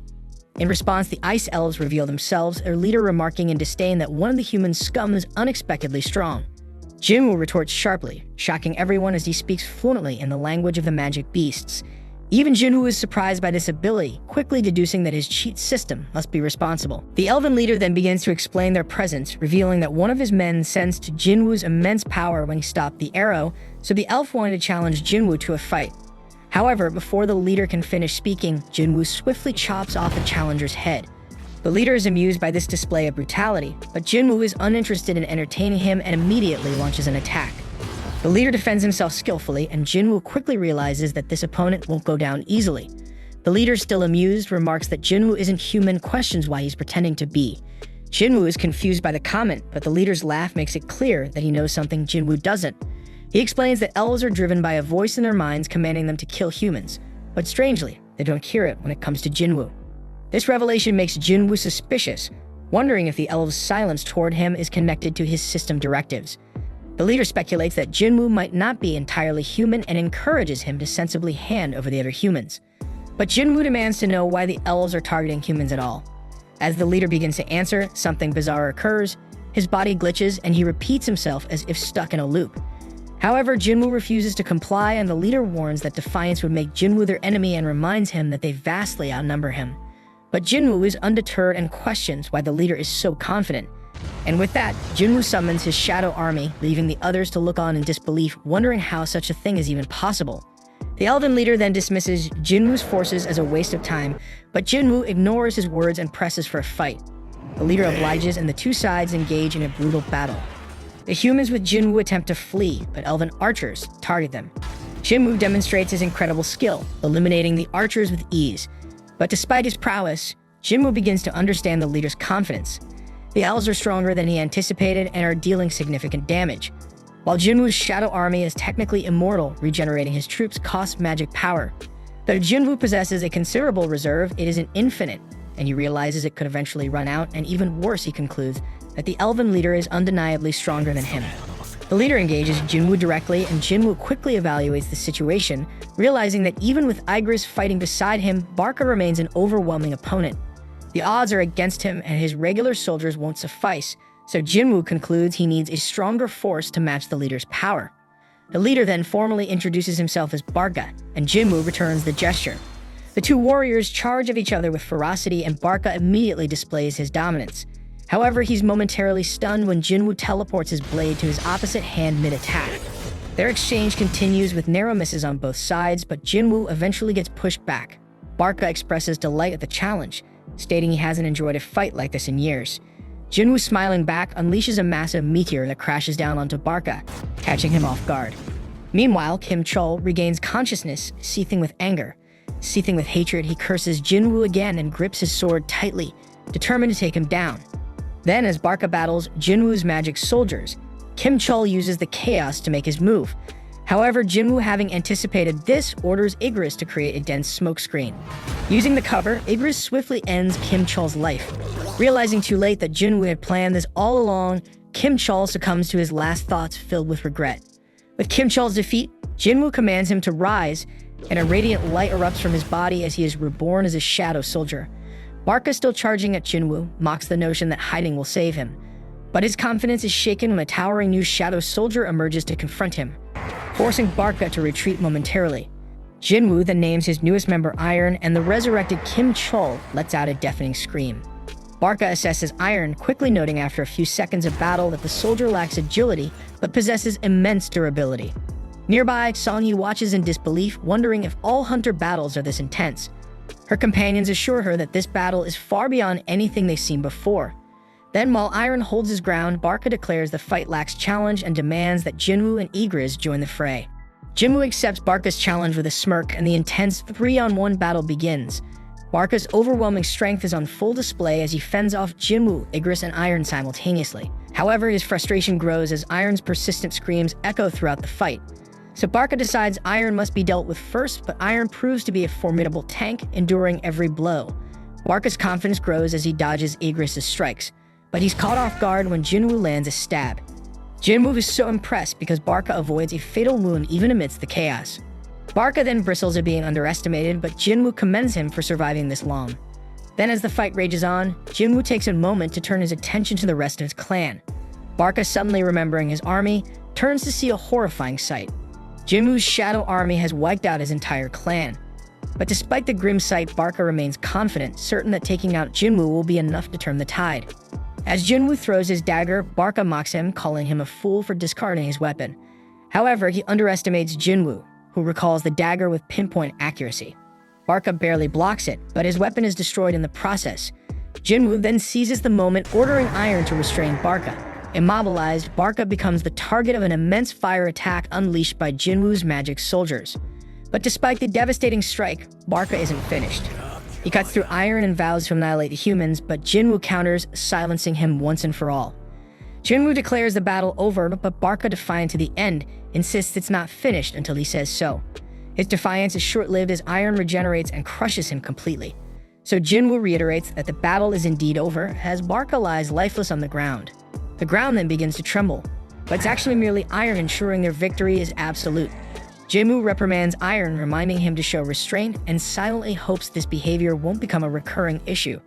The group then breathes a collective sigh of relief, astonished as Jinwoo calmly tells them it's time to leave. They all feel relieved to leave, but before that, Jinwoo takes one final look at Barca's lifeless body. Outside the portal, Sang tells Baek it's time to return home as a week has passed inside and the chances of survival seem slim. But Baek refuses to leave, unwilling to abandon his guild members. Then both men are stunned when the portal begins to open and Baek confidently assumes it's Kim Chul emerging, certain his guild member managed to succeed. However, both are shocked when the figure stepping out isn't Kim Chul but Jinwoo, alive and unscathed. Sang's confidence proves correct and Jinwoo stands as the undeniable victor. The gate then closes and Baek is left wondering about Kim Chul's fate, and when he learns that only the low-ranked hunter survived, he is horrified and deeply curious about what transpired inside. Baek then approaches Jinwoo for answers, but Jinwoo, visibly exhausted, tells him to direct his questions to someone in his guild. Baek is taken aback, interpreting this as defiance, and he is stunned by the audacity. As Jinwoo wasn't asking, he was ordering, and worse, it could even be taken as a threat. Tensions rise as Baek grows more serious, emphasizing that 6 of his guild members are missing, making it his duty to find out what happened. Jinwoo, unfazed by the intimidation, calmly points out that he was the one who saved the 2 surviving members, which means Baek should be showing him gratitude instead.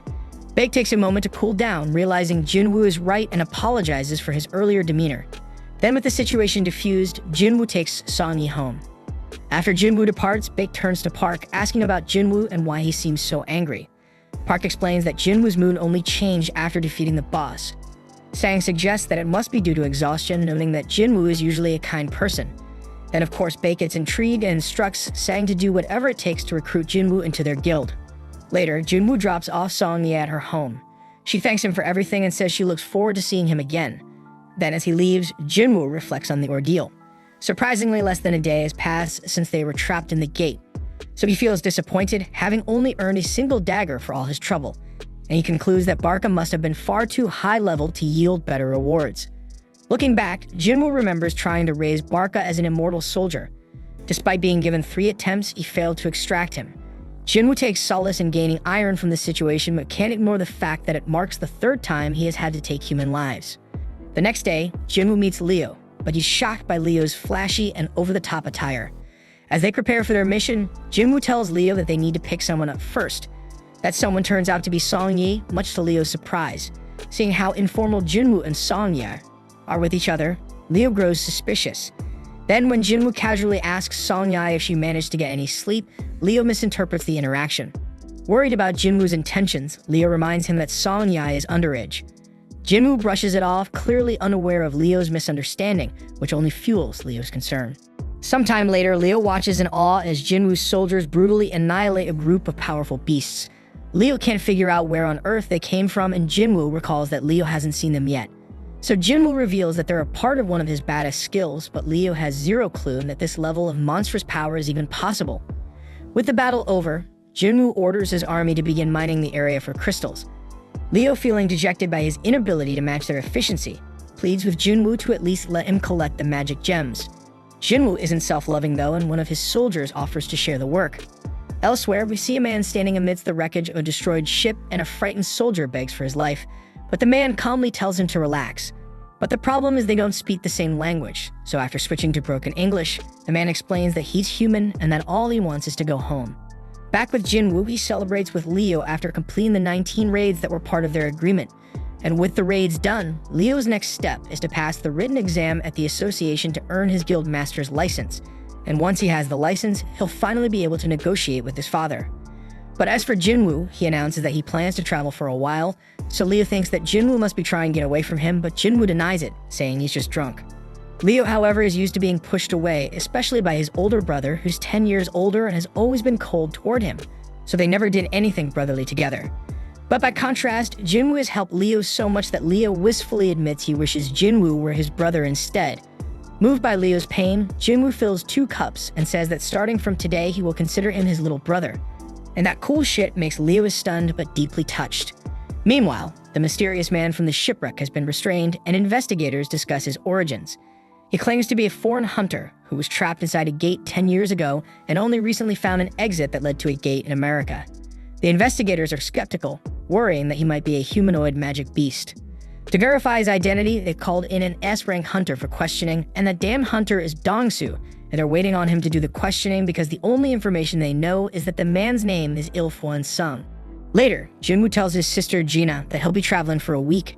She knows how busy he's been lately and teasingly asks who he'll be going with. Irritated by the question, Jinwoo curtly replies that he'll be going with a friend and leaves it at that. Soon after, he stands at the entrance to the demon castle, reflecting on how much he has grown since he barely survived his fight against Cerberus at level 20. But now with his level 3 times higher, Jinwoo is confident this challenge will go differently. Jinwoo then uses the key from his system to unlock the gate and enters the castle. Reviewing the quest objectives, he sees that his mission involves collecting demon souls. However, Jinwoo is shocked to learn that the system requires him to collect 10,000 souls, an amount he can hardly believe exists in the dungeon. But despite the overwhelming task, Jinwoo stays focused on his real objective, obtaining the ingredients for the elixir of life to save his mother. So no matter how many demons stand in his way, Jinwoo resolves to complete this damn quest. Elsewhere, Leo speaks with his father Han about taking over the guild. Leo is well aware that his older brother is also vying for control, but disagrees with his brother's approach. He argues that bringing in an outsider to run the guild is too risky for the company's future. Han, however, shifts the focus to Jinwoo, criticizing Leo for associating with him. Han recounts how Jinwoo was present at 3 highly controversial incidents: the double dungeon, the raid where Hum's team was wiped out, and the surveillance team Hunter incident involving murdered convicts. But despite the danger, Jinwoo miraculously survived all 3. Han also notes that Jinwoo was instrumental in helping Leo clear 19 raids to earn his guildmaster license and also played a significant role in the Red Gate incident, leading survivors to safety. So Han accuses Leo of using underhanded tactics by relying on Jinwoo to gain an advantage. While Leo admits his methods were ideal, he insists he knows what's best for the guild.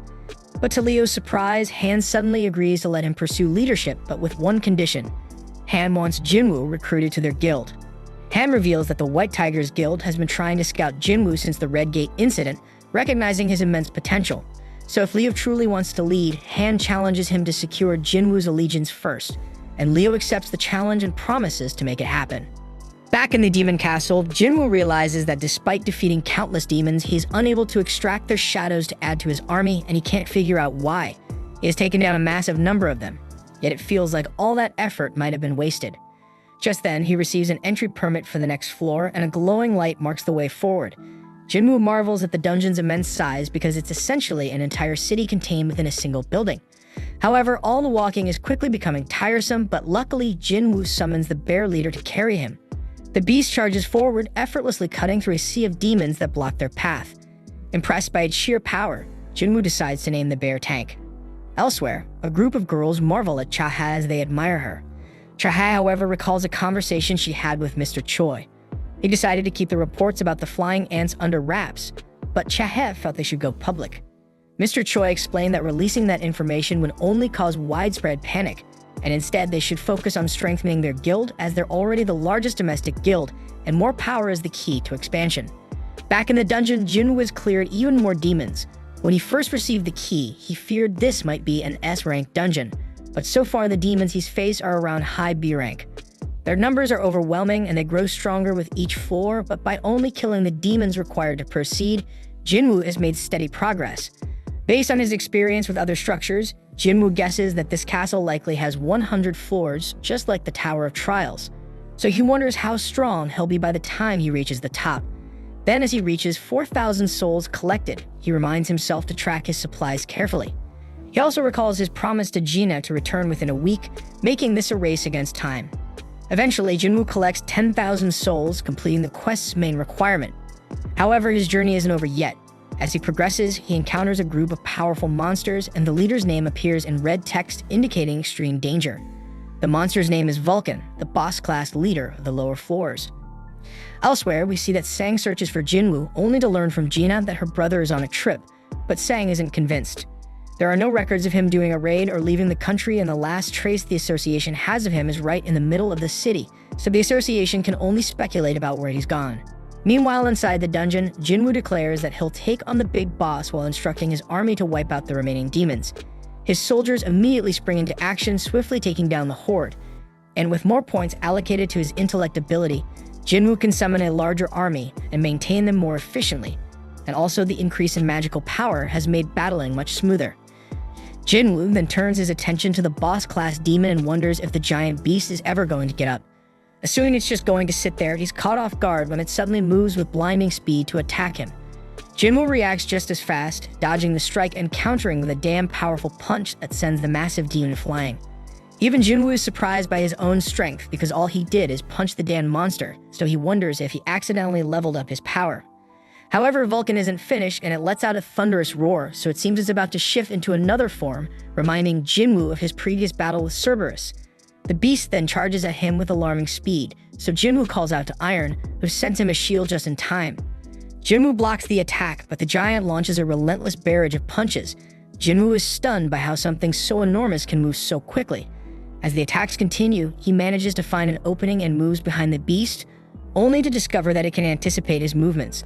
Vulcan is an absolute monster, and the only vulnerable-looking spot that Jinwoo can identify is his little head. Jinwoo then begins running, formulating a strategy to limit the beast's mobility.